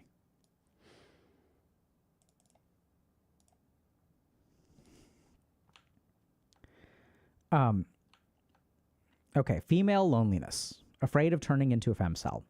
Hey y'all, I'm very lonely and I'm on the verge of turning into a femcell. Navigating the internet as a woman often feels like meandering through a minefield of misogyny. Every space I frequent seems to be turning into a cesspool of inceldom and all things that lack empathy, and some of it is definitely seeping into my brain. I've been consuming a lot of pink-pilled content, especially this YouTuber called Manifestel, and diving into essays about pop culture analysis of rom-com tropes and Jungian psychology about anima projection. I get a lot of male attention because of my profession and my interests in male-dominated fields like gaming, but never truly feel seen. I can't seem to find anyone who loves me for who I am. I was desired but never loved, a choice but never the one. My guy friends don't get it. They say, how can you call yourself a femcel if you've been in so many relationships and have 37,000 likes on Bumble? Just because someone is attractive, to be honest, I'm not even attractive. I'm average, but my profile is pretty funny, doesn't mean they can't face rejection or isolation. Quick aside, I don't know if y'all remember this, but we did a video on female bullying, and attractive women are likely to be bullies, but they are also attractive. Attractiveness as a woman also increases your risk of being bullied. So women oftentimes bully attractive women. Attraction isn't the sole factor in building relationships, and reducing it to that misses the entire point. The woman who first coined incel wasn't fixated on appearances the way looks maxers these days are. Her goal was to talk about the difficulties in forming meaningful connections, but that's been hijacked into a superficial contest over looks and genitals and body counts and that alpha, beta, sigma stuff. While I might not have difficulty attracting men, the connection often feels shallow. I think they don't see the real me, only the fantasy they've projected onto me. Once the fantasy wears off, I am unlovable. Sometimes I feel so vengeful. I feel like every guy I've dated has just used me to level up and then discarded me, like I'm some manic pixie dream girl in some stupid male-centered rom-com. I really need to decenter men from my life, but at the same time, I just want to be loved, held, seen, and understood. I'm caught in a tug-of-war between polarizing emotions. Each day I wake up, unsure which side will gain the upper hand, leaving me exhausted and confused. This is the longest I've been single since I was 17, and this year has been a total train wreck romantically and sexually. Recently, I went to a wedding with my older cousin's sisters, and it stirred up some childhood wounds. As a kid, I always wanted to be like them, beautiful, feminine, graceless, effortless, happy, but I never felt like I belonged. Honestly, they're wonderful, and it's my own crap that I didn't fit in. Whole time I had thoughts like, why can't I be normal? Why can't I be happy? Teenage me tried to cope by thinking I don't fit in because I'm better than them, which is both cringy and untrue. But that was my tomboy pick-me era, and I'm ashamed of it. I did seek wisdom from them, and they empathized with me for the most part. They suggested I just shut up and go the arranged marriage route because that's where all the good men are. But I'm so scared that I won't be happy because I'm hard to love. So if I say no to marriage and convince myself this is how it's going to be and stay single forever, am I just a femcel or just a sad 4B? I've been spiraling a bit watching all these relationship movies. If you do a Jungian analysis on rom-coms, they fall into two camps. Anima movies, a guy with mommy issues meets a quirky girl who fixes him and then he discards her. Animus movies like Beauty and the Beast, whatever. A woman is thrown into the Animus's world and she must befriend his toys and tools, tames the beast, and becomes the mistress of the house. It's depressing how the women, even after they find their man, never really get a happy ending. They always either get pregnant and die in childbirth, or get discarded after the male protagonist finds himself. Why does female self-isolation always end in codependency? Why do women lose their friends every time they start a new relationship? My anxious attachment style is ruining my life, and I'm trying to work on it, and it's hard. I've been chronically depressed for the past 1.5 years. I do have a therapist, psychiatrist, hobbies, and a supportive family, but I can't seem to escape the cycle of limerence, codependency, and isolation. I need to decenter men from my life, but loving fiercely is my thing, and I'm not afraid of heartbreak. Rewatch Fleabag, and it has this quote, "I think you know how to love better than any of us. That's why you find it so painful. Women are born with the pain built in. I used to be a hopeless romantic until my soulmate dumped me for being depressed. Now I don't believe in soulmates, and life sucks, so yay. Everything I miss about my exes wasn't there in the first place. Where are the good men? Better yet, how do I stop giving a damn about finding one? I want peace, feminine wisdom, and more female friends." Up, dude. Let's go. Okay. Whew. Where to begin?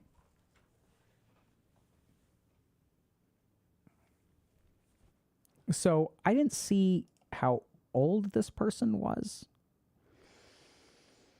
So I think the first thing to understand about finding a healthy relationship is that it takes time. There's a learning curve, right? So I think the biggest mistake that we make is that we assume that we're looking for a person. Where are all of the good men? This is something that I hear so much. Where are all the good men? As if finding the right man results in the right relationship. That is not what makes a good relationship. It's not finding something that is perfect. Although this too gets propagated by our media and things like that. You find the one, you fall in love. I personally believe in soulmates. Like, I think that's legit. But meeting your soulmate does not mean happily ever after. The soulmate is just part of it. Happily ever after is what you build with the soulmate. It is what you become. It is what they become. It is the growth that happens once you meet your soulmate. So I think this is one of those nuances where it's like, see, this is a huge problem that we make, especially with dating. We make all of these associations. We make this chain of causation, and that's really where the problem is. Finding the good men isn't the problem. It is about once you have the good man, or once you find the good man, how do you change? How do you make the relationship work? How do you encourage them to change? How do you encourage them to become even better? That's where all the money is, right? A healthy relationship is not finding the person. I don't know if this makes sense, but just think about this for a second, okay? Finding the person, meeting the person, the initial thing with that person is actually a very small interaction, maybe 5 minutes. Maybe a little bit longer with texting nowadays. I don't know. Right? So you can look, but the encounter with the person is very short-lived. You meet this person once, over an hour, maybe 2, maybe a day, maybe a couple days. I don't know. But then the relationship is something that takes years. So I'd say that, like, this business with relationship, the mistake that we make is we think, I need to find the right seed to grow the right fruit tree. And that's true, right? You need the right seed to grow the right fruit tree. But finding the seed is just the first necessary step to growing the tree. Then the tree actually needs to be fostered. The seed needs to be planted. We need to till the soil, plant the seed. So I think a big problem that a lot of people don't like, rubs them the wrong way, is you may find your soulmate, but what is the ground that seed is going into? What is your receptivity to that soulmate? I had a couple of uncompassionate thoughts when I read this post. And I'm going to share those, and they're given with compassion.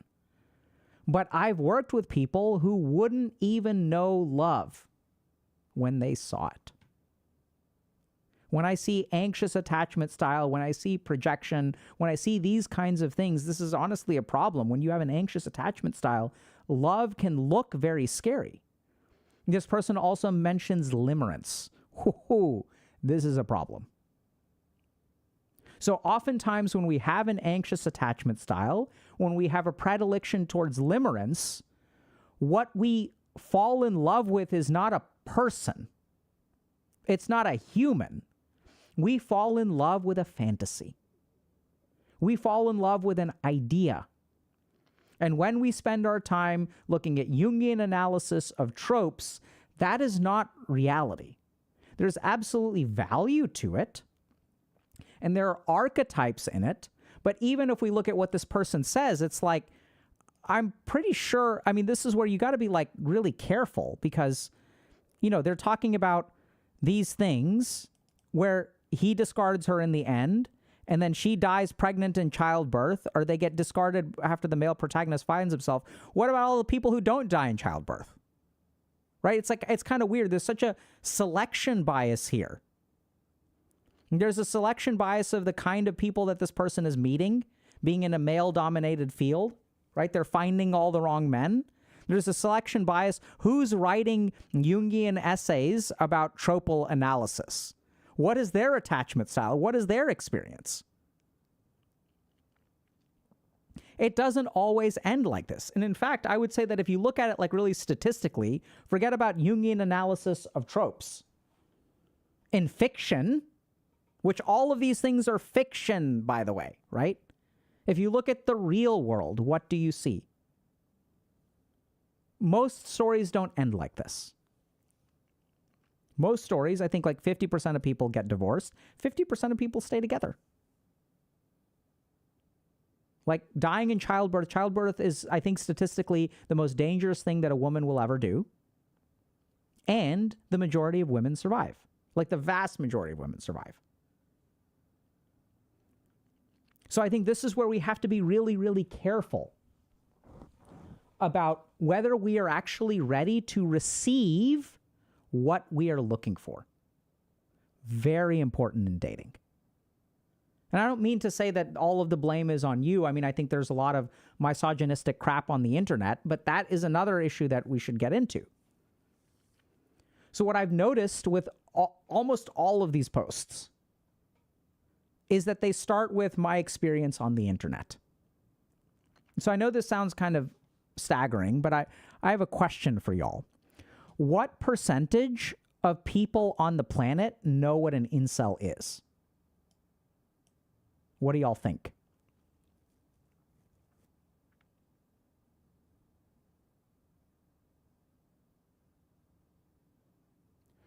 Right? So like this is what's really staggering. So the majority of people are saying something less than 10%. Some people are saying 30%, 50%. Right? So I would agree with the people who say less than 10%. So I'll talk to psychiatrist colleagues of mine. And I'll be like, yeah, I do a lot of work with incels. And they're like, what is that? Right? Forget about like the parents of my kids' friends' parents. Literally over this winter holiday, I probably talked to about 20 people. One person knew who an incel was. So this is something that if you're like in dating and stuff, and I think this person, I love this post because the person has so much self-awareness. They're absolutely moving in the right direction. They're able to find a lot of things that are going on in their life. Maybe an attachment style issue. They notice themselves going down the rabbit hole. This is like the one corner of the internet that I'm so proud of.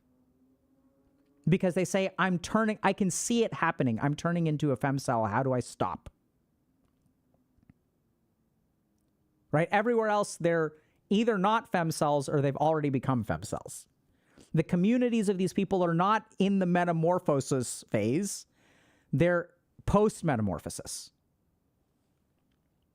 So it's brilliant. This is awesome. Like this person has such incredible insight that you see this happening, then you can do something about it. So the first thing that I'm going to say, and this is going to be kind of tough, but I want y'all to think about this. If I want a healthy body, what determines the health of the body that I make, that I inhabit? What do y'all think?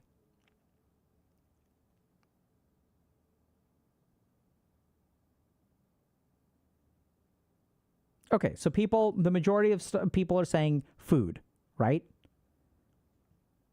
People are also saying actions and genetics, mind. But yeah, basically, like if you, how are you going to have, so a healthy body, if we look at it at its core, right? If I want a body that does not have anemia, if I want a body that lives, at the minimum, I need calories and water. If I want to avoid, like, if we look at why bodies fall apart, sometimes we inherit things like genes for cystic fibrosis. That's what makes an unhealthy body. But oftentimes for most people, if we look at like in the United States, healthy bodies, high blood pressure, heart disease, diabetes are caused by our diet and less so by exercise. But exercise is important too. Diet and exercise. So this makes very simple sense, right? So if I want to have, a sturdy house, what determines the sturdiness of the house that I build? The ingredients that I put into it. What determines the health of my body? What I put into it. This is something that a lot of people don't practically understand. What determines the healthiness of my mind? what I put into it. So if you eat a trash diet in your mind, you will have a trash mind. If I'm a part of incel forums, what do you think is going to happen in my mind? If I'm part of an echo chamber, what happens in the echo chamber? So the biggest problem that I see that most people have is they feed their mind a diet of trash. And this person knows this, right? They're saying, I'm watching this YouTuber. I'm not saying that the YouTuber is trash. I have no idea what this person is or what they do or if their content is good or not good. Don't take it that way.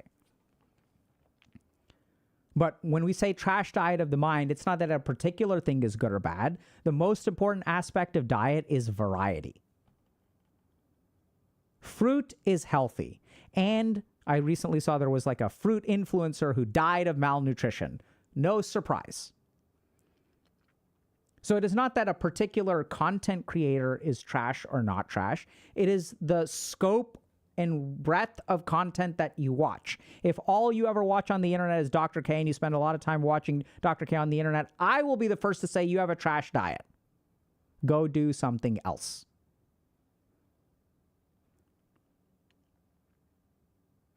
So I want y'all, if your mind is not healthy, if you don't like the way that your mind is, if you don't like the thoughts that you have and the emotions that you have, the first thing that you should do is understand what are the inputs to your mind. And we know this scientifically, right? So if I grow up in a toxic and abusive household, the function of my mind will change. The way I interpret events will change. My sense of self-esteem will change because I am getting these inputs. Make sense? So if you want a healthy mind, you must feed it the right things. Now, what does that mean? This is where the whole touch grass things comes from. And I know that this is kind of like people will be listening to this and they're saying, Dr. K, are you just saying I should get off the internet and touch grass? Well, yes and no. So telling you to get off the internet and touch grass doesn't work. Why not? Because the parts of your brain that motivate behavior, if I just tell you, hey, you should exercise every day, that doesn't engender motivation. It doesn't engender action. Telling you what to do is not sufficient. We must tell you why you should do it. This is what creates behavioral change. And so if you want to change your behavior and get off the internet, what you need to do is a critical analysis of your experience. A critical analysis of what I am saying. Then you will hopefully get off the internet. If you internally arrive at this conclusion on your own, the likelihood of behavioral change drastically increases. So I'm not telling you to just do anything. I'm telling you to understand.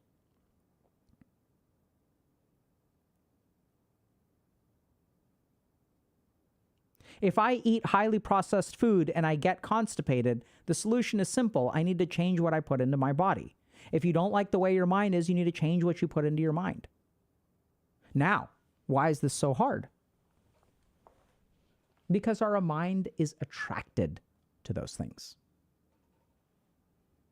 Why is it so easy to eat processed food? Because it tastes good. The internet tastes delicious. All these like things on Twitter, and these posts, this Jungian analysis of tropes. Like, I don't know who's writing this stuff. I don't know if they understand Jungian analysis. Are they Jungian trained psychoanalysts? Probably not. Maybe they are, who knows? So most of the stuff on the internet is trash and it tastes really good.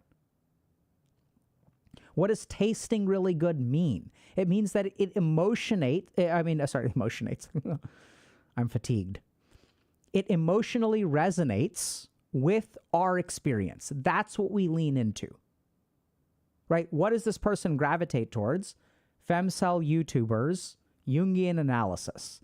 What you eat tastes good. Same is true of the mind. And this is why incel echo chambers exist. They love it there. It's like a buffet full of Twinkies. All trash, but taste delicious. That's why they keep going back.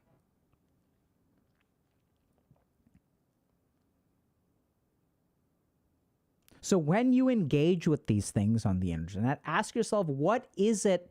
Because see, understand this. You have something in here that feels satisfied by consuming the trash from the internet. What is that thing? What is this that you are feeding constantly? And one of two things will happen when you feed something inside of you. Either it'll go away or it'll grow. And this is the big problem with the internet, is that the internet doesn't ever satisfy us. Not ever, that's not correct. It does rarely. But most of the time, the stuff that we consume on the internet tricks our brain into satisfaction. But it doesn't fulfill our needs.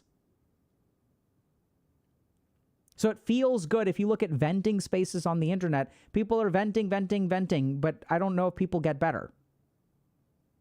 So it gives us some portion. It's just like highly processed food. It has calories in it, but it doesn't have micronutrients. There's a difference between calories and nutrition. And what the problem with the internet is all these companies are basing things, they're competing with each other to try to offer the tastiest food. So if you look at like fast food companies, why are they so unhealthy? Because they're competing based on satisfaction with everybody else. And it's a race to the bottom. The internet is no different. So everyone's looking for emotional engagement. Everyone's looking for deltas.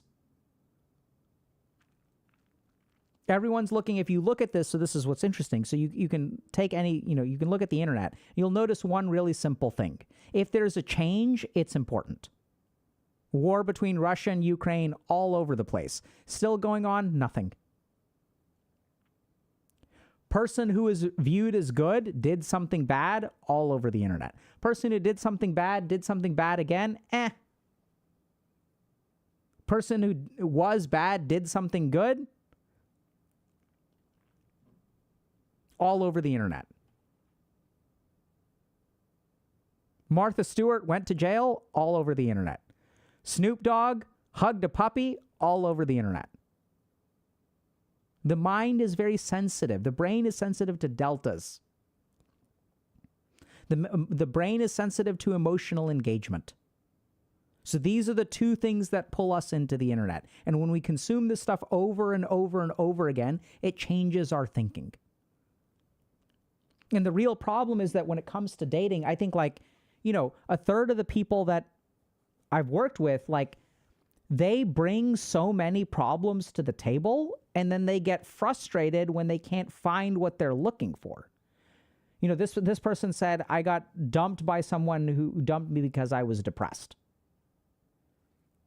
Now, there are studies that show that men have an unfortunately high predisposition of divorcing their wives when their wives get cancer. So many men, unfortunately, do abandon their wives when they get sick. There's data to support that. Women don't abandon their men when they get sick. Women divorce their men when they lose their job.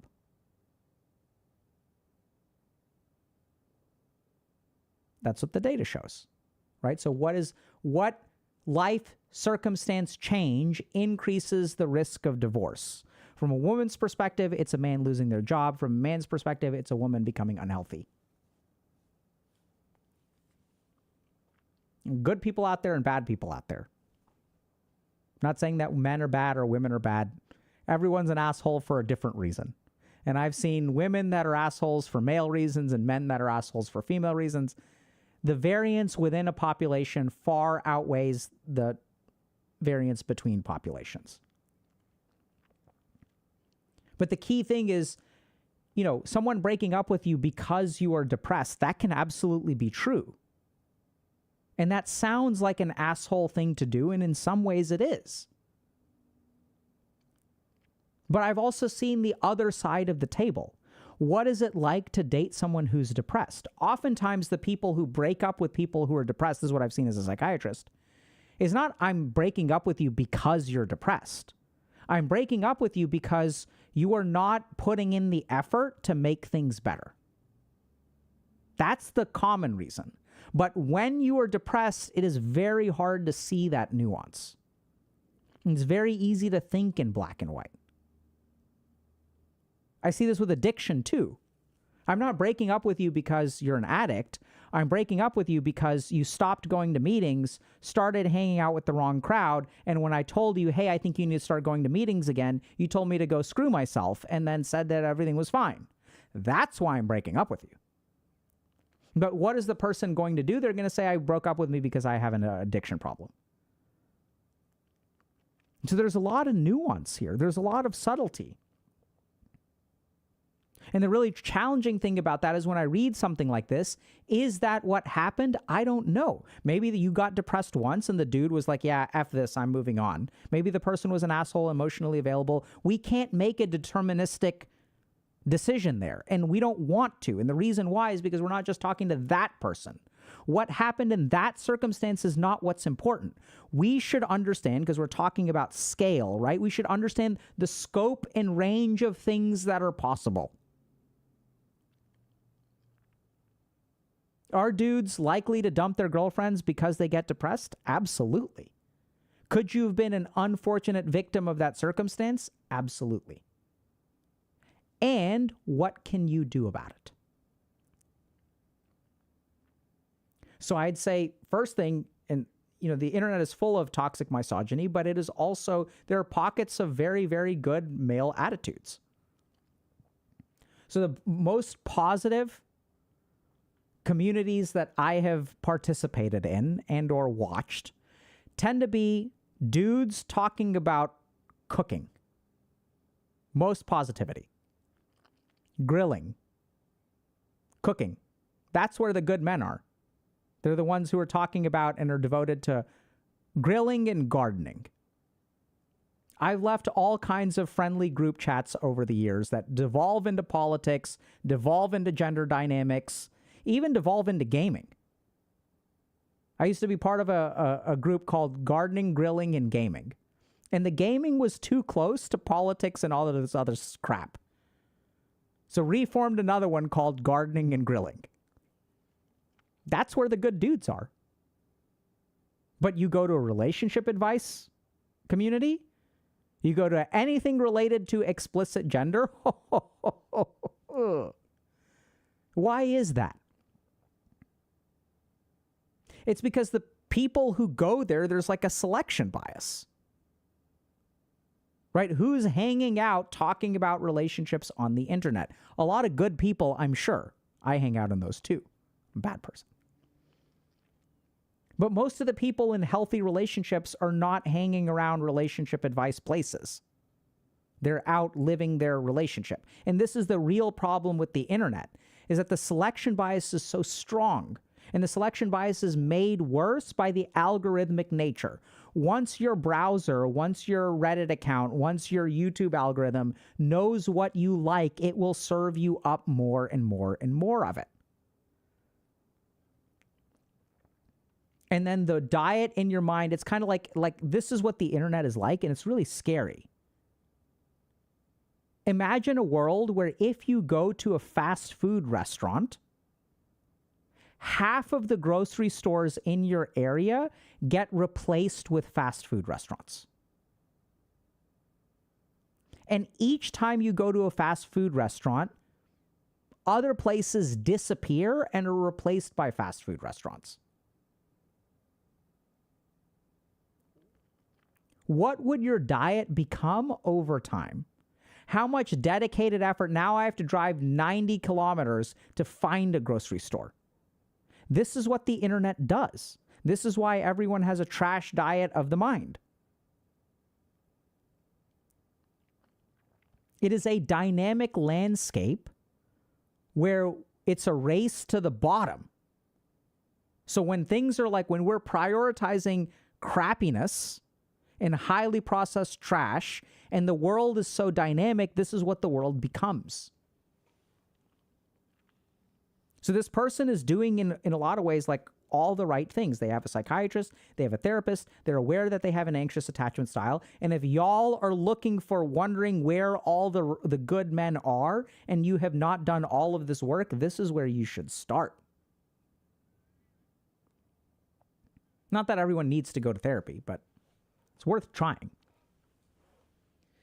And the last thing to consider is that when you see the world a particular way, this is what's really hard to understand.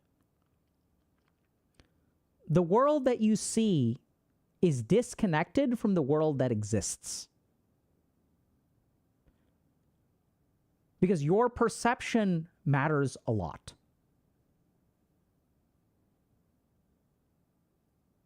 Right? So and this is what's really challenging, especially when we've got these limerence kind of things where this person says, people find me attractive, but I'm never the one. And so when I work with people who struggle with dating, I'll ask them, what does that practically look like? How would you know? And what I tend to find is that a lot of people who are struggling to find the one and who are looking for the one are setting an impossible expectation for their partners to meet. I want to be loved completely and totally. What does that look like?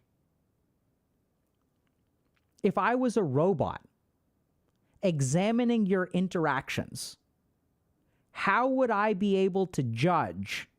Give me a scorecard. What does true love look like? And over what span of time? Are you giving people the time to grow and change? How are they supposed to know what true love means to you?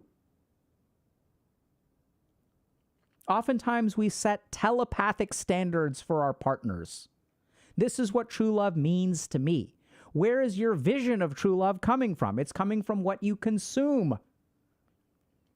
I can't imagine how difficult it must be if a dude is dating you and you're doing, Jungian analysis of rom-com tropes, and this is somehow creating a standard in your mind that you're expecting this fucking guy who's playing League of Legends to meet? Bro, really hard. And that's what's so tricky about this, is that the truth is that it's somewhere in the middle of all of this crap. Are there dudes out there who are assholes? Yes. Will dudes out there look at you and project on you their own limerent object? Right? Are they going to look at you and see this manic pixie girl? Yes, that happens. But when you look at them, do you see the human? Or do you see your limerent object? This romantic figure from Beauty and the Beast, who is even more fantastical than Beauty and the Beast, because in fiction, every man is not good enough and every woman suffers. If that is the standard of what happens in fiction, what are you expecting from the real world?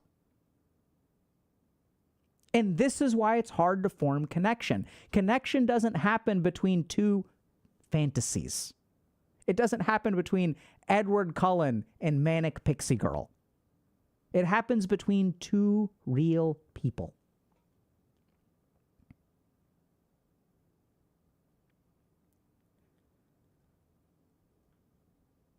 Right?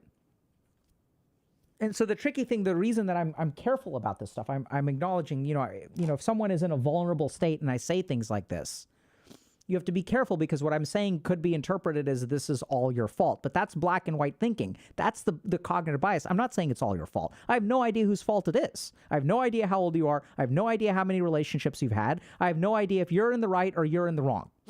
I don't know. And at the same time, what I've seen as a psychiatrist time and time and time again is that some of this is your fault and some of it is their fault. That is the most correct answer. So what do you do about it? You do what you can do.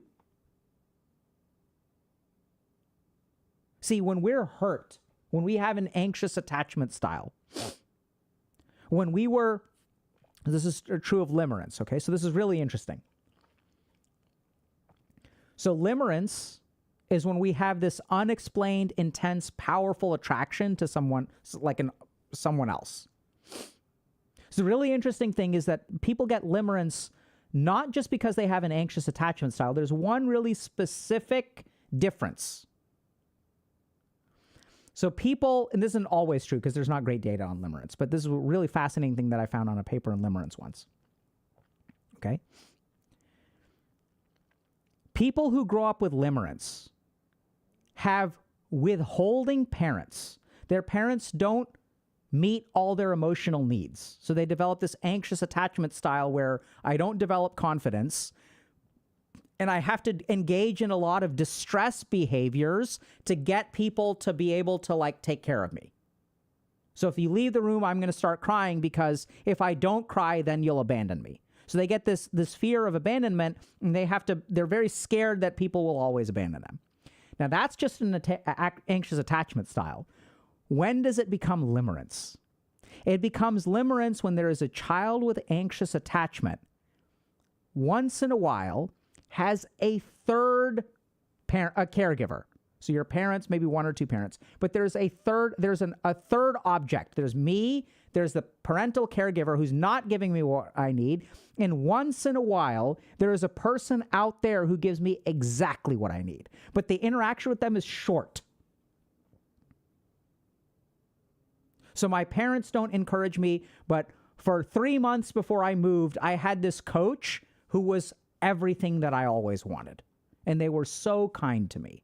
And then the brain creates a structure where it is possible for a third thing out there that is distant to give me everything that I want. And this is what's so frustrating about limerence. Is in limerence, we see something very similar to this, where I'm attracted to this perfect person, but the closer I get to them, the worse things get. So limerence lasts for, on average, 1 to 7 years. Crazy. And after 1 to 7 years, they transfer to a new limerent object. You may get too close to this person, and then the reality doesn't match up to your fantasy, and then the limerence moves to someone else.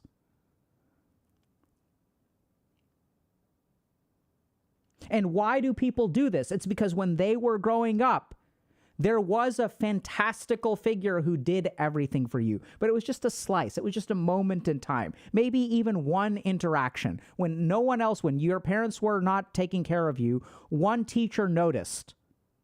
Or one parent of a friend noticed. Or one friend noticed. And for that one moment, everything that you wanted was satisfied. And that was true for you. And then, of course, you as a human being, what do? You go looking for it again because you know it's out there. And of course you would. I would not blame you for that for a moment. You're looking for true love because you felt it once in your life. But woe is the person who's on the receiving end of all of your hopes and dreams. Where are all of the good men? Us average men can't compete with that. Us normal men, us ordinary men, us flawed men, us men who are struggling, there's no way we can live up to your expectations. And the real tragedy of the matter is that we are the good men. Because most men, I think, are pretty good. Most women, I think, are pretty good. I know I'm going to alienate lots of camps when I say that. Most human beings, I think, are pretty good.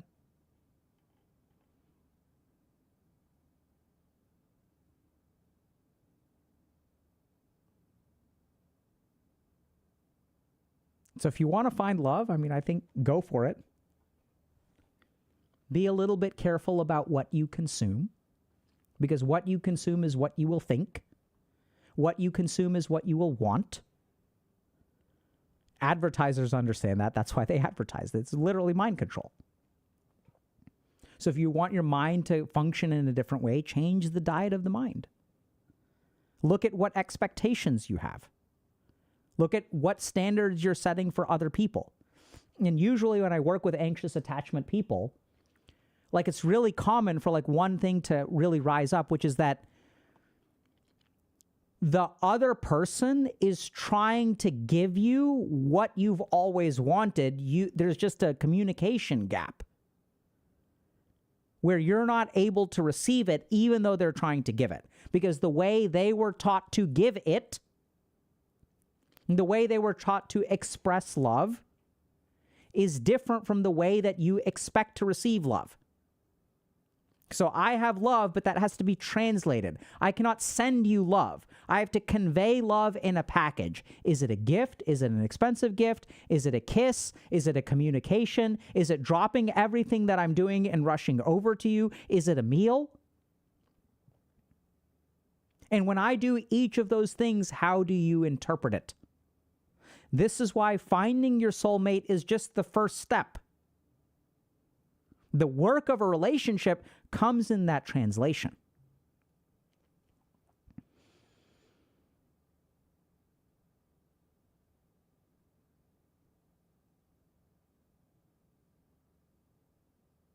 Questions?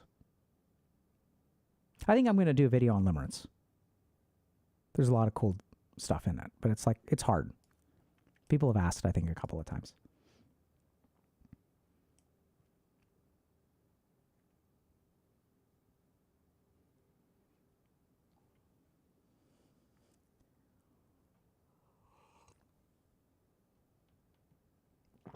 Yeah, we're going to do... okay, I'll do it.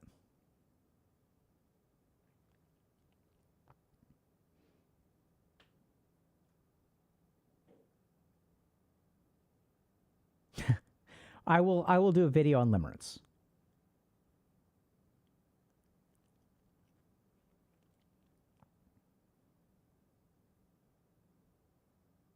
Is limerence like being a simp? No. No, it's not. Man, this is so much fun, dude. Yeah, no, so like this is what's so exciting.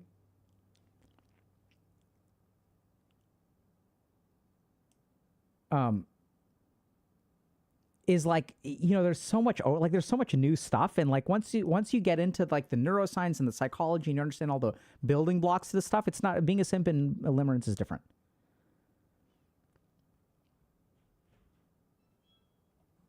Okay. About Unga Bunga mode, how do you focus on the plan if you get predisposed to getting distracted easily? Very simple. This is why yeah. What's up? Okay. I gotta go in a minute, but okay, we'll answer this one question. So Unga Bunga mode, you say you get prone to be getting distracted very easily. That's why we're doing this like 6x6 square. Right? So let's understand something about distraction. Distraction is a combination of two things. One is the impulsivity of your mind, and the second is your influence from behavioral cues. So I get distracted. So the other day I was on a train and I was trying to meditate. And it's hard to meditate on a train because I get distracted. Why do I get distracted? Because there are two people, one sitting in the aisle across from me and one sitting behind me, that are listening to their phone, something on YouTube, on max volume. And these two people kept on increasing the volume because they couldn't hear because the other person was not using headphones. And then some YouTube ad shows up, which is like 25% louder, right? Because that's what ads do. They jack up the volume. And here I am trying to meditate. So normally it takes me about 25 minutes to meditate. It took me closer to 1 hour because I kept getting distracted. So if you get easily distracted, recognize that the source of distraction is frequently a cue from the environment. This is why in Unga Bunga mode, 6-foot square of duct tape in the middle of whatever, some area where you are going to exist in that square as much as possible. You need to go to the bathroom, don't poop in the square. Go shower outside, go cook outside, but come back and eat there. No computer there. If you need to go do work, you can do work, but you should also, this is kind of like a quick tip, I would time your time, I would plan your time outside of the square. So if you need to work, how long is this going to take? Then you give yourself 1 hour and that's it.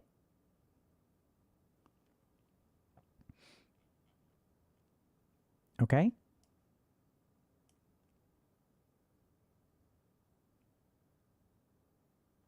Yeah, you can have an instrument or a journal. Sure. I think that's fine.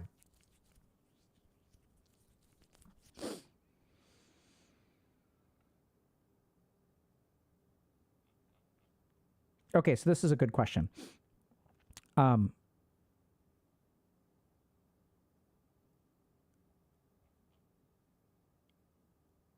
think the right books are fine. No technology in the square. Ideally, no. I know people are new. So go back and we were talking about Unga Bunga mode, but there was a question that was like more answerable. So some people were saying like, I think I'm not doing anything wrong. It's a square on the floor. So when I did it, like I was on the floor. So occasionally, like I would do lots of yoga and stuff, but I would like sit on the floor and do my work. Sometimes I would use a table, but I really tried to spend 2 to 5 hours of my studying time on the floor. I had a small like ground desk that was portable. And I'd put it in front of me, like a lap desk kind of thing, and I would spend 2 to 5 hours there studying. I would step outside of the square to cook a meal. How often does Dr. K stream? Does he have any schedule? It's messed up. TBH.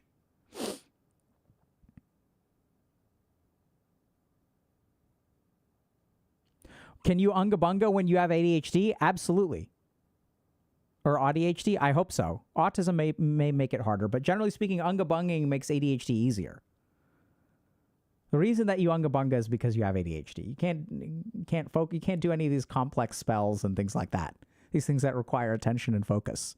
It's just you Unga Bunga it. Dual wield your great clubs.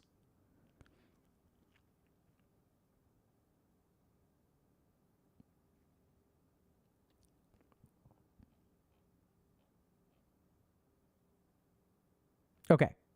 What's Unga Bunga? Okay. Never mind. Yeah, I think we're done. I don't mean to leave y'all unsatisfied by not explaining what Unga Bunga is. I'll tell y'all real quick. So earlier we were reviewing like posts, and we were talking about if you're a self-loathing person of inaction, where you're stuck in your head all the time, you never do anything. Like, what's the solution to get out of that? And see, here's the problem. If your like intellect is working against you, right? If you're way too stuck in your head and you never do anything, what you need to do is get the hell away from your intellect. And get the hell away from like all of these things that are like putting your mind in the wrong place. And so what we talked about is like going Unga Bunga mode, which is kind of like going monk mode, where you kind of really focus on only what you need to do, and you really restrict the scope of your life. Because a lot of times what we call inaction is not inaction, right? We say we do nothing all day and we spend it on our phone or on the computer. That's not technically doing nothing. It's spending a lot of time on your phone or your computer. So your life you're not behind because you do nothing. You're behind because you spend a lot of time taking actions that are not helpful for you. And so one of the solutions to that was Unga Bunga mode. There's a much more practical solution, which is like most of what we talk about most of the time, which is go to therapy, work on things, develop good habits, start to exercise, start to eat healthy, like all those kind of incremental changes, which I'm a big fan of. But I think one thing that we don't talk about enough is that incremental changes are more reliable for most people. But if you look at human transformation, right, even the word transformation implies a shorter time scale. And a lot of people that I've worked with will slow changes. They don't have the consistency to implement slow changes. So instead, what you need to do is you need to like go hard and go fast. And then people say, I don't stick with it. And that's where y'all have to understand something. Sticking with it is a consequence of your actions. It is not an emergent property. So as long as you continue doing the things that you do, you will stick with it. What tends to happen, a really good example of this is people who start antidepressant medication. Someone comes in as depressed, we start antidepressant medication, they feel better. The system that you create produces the results. Then someone comes in after 6 months, says, I feel better. I don't need the medicine anymore. No, the system that you are creating is what's creating the results. The reason that you feel better is because of the medication. And then they pull off the medication and the depression comes back.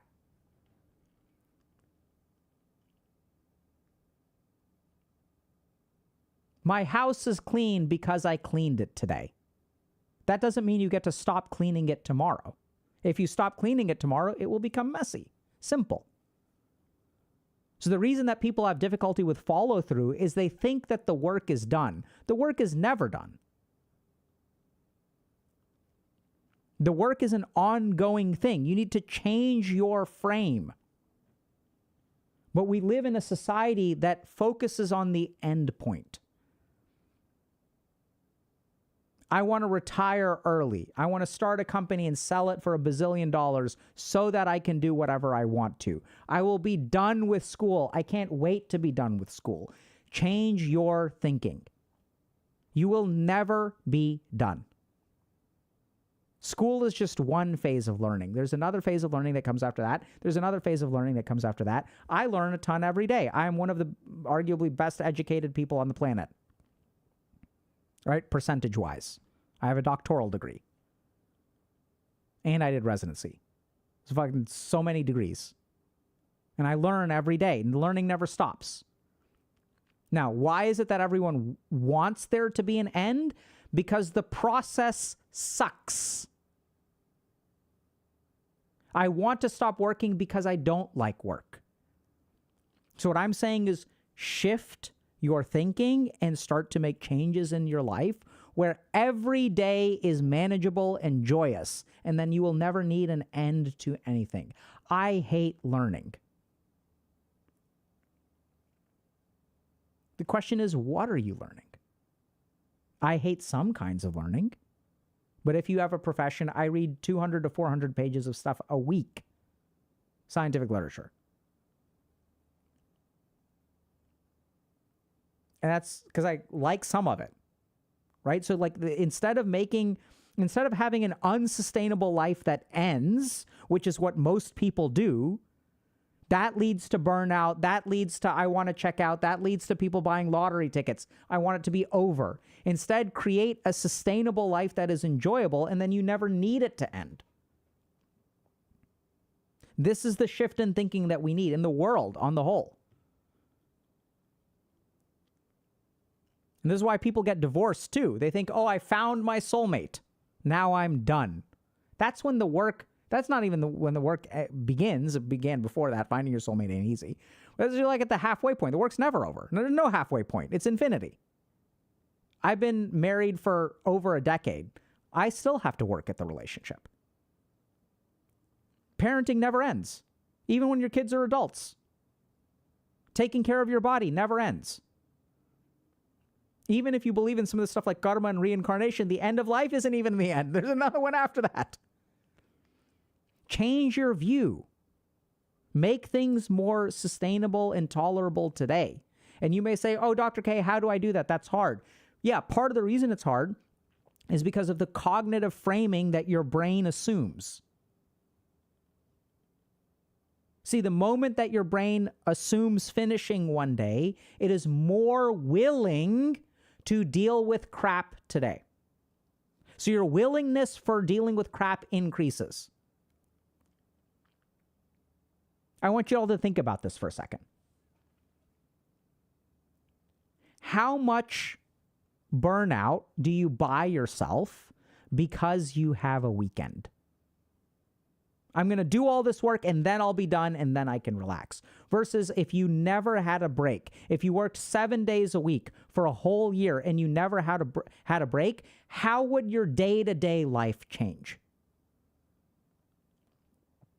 I work 6 to 7 days a week. The only way that's possible is if you develop a sustainable life. So sustainability becomes the priority, not the ending. And the big irony is when the ending becomes the priority, we will sacrifice a lot in the present.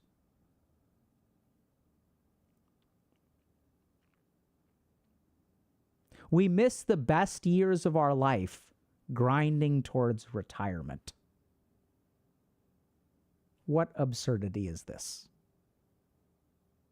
And with that, I've hit my limit for the day. So I'll catch y'all whenever we stream again, which I don't know when that's going to be. Let me see. I think we maybe have a membership lecture next week. Yeah. Oh, yeah. Oh, yes. Excellent. This is going to be good. Okay. So we have a membership lecture on desire. Deep dive into desire. So check that out if y'all are interested. And Happy New Year, everybody. If y'all sign up as members, just FYI, you get access to all the stuff that we've done in the past.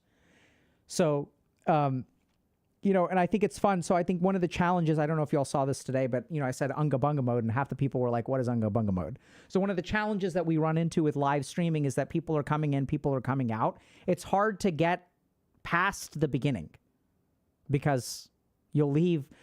The further you go, the further away from the beginning you go, the more people you're going to leave behind. So one of the big things that one of the reasons we started memberships is because I wanted to get past like the 2-hour mark on certain things. So we have kind of, we're really like learning more advanced stuff over there. And so if y'all sign up for memberships, you know, be sure you watch some of the old stuff. Like we have like emotions. I'm planning like a 3rd deep dive into emotions. We did 2 deep dives into emotions. We're going to do a 3rd one. And it just doesn't work in general because the 3rd one, no one's going to understand what I'm talking about when I stream. So if y'all are interested in that stuff, definitely check it out. I'm super hyped about the desires lecture. I think it's going to be fun. There's going to be some fundamental like changes to the way that we understand desire. So check it out if y'all want. Otherwise, Happy New Year. Otherwise, we're going to continue having YouTube uploads. I guess I'm making a video on limerence, but I have a bunch of stuff planned on the, you know, uploading lecture side, tons and tons of content. And, you know, I'm planning on just like working more this year. So, because I want to make more stuff. So, much love to all of you and hope you all have a 2025 that is positive and rewarding and all that good stuff. Take care, everybody.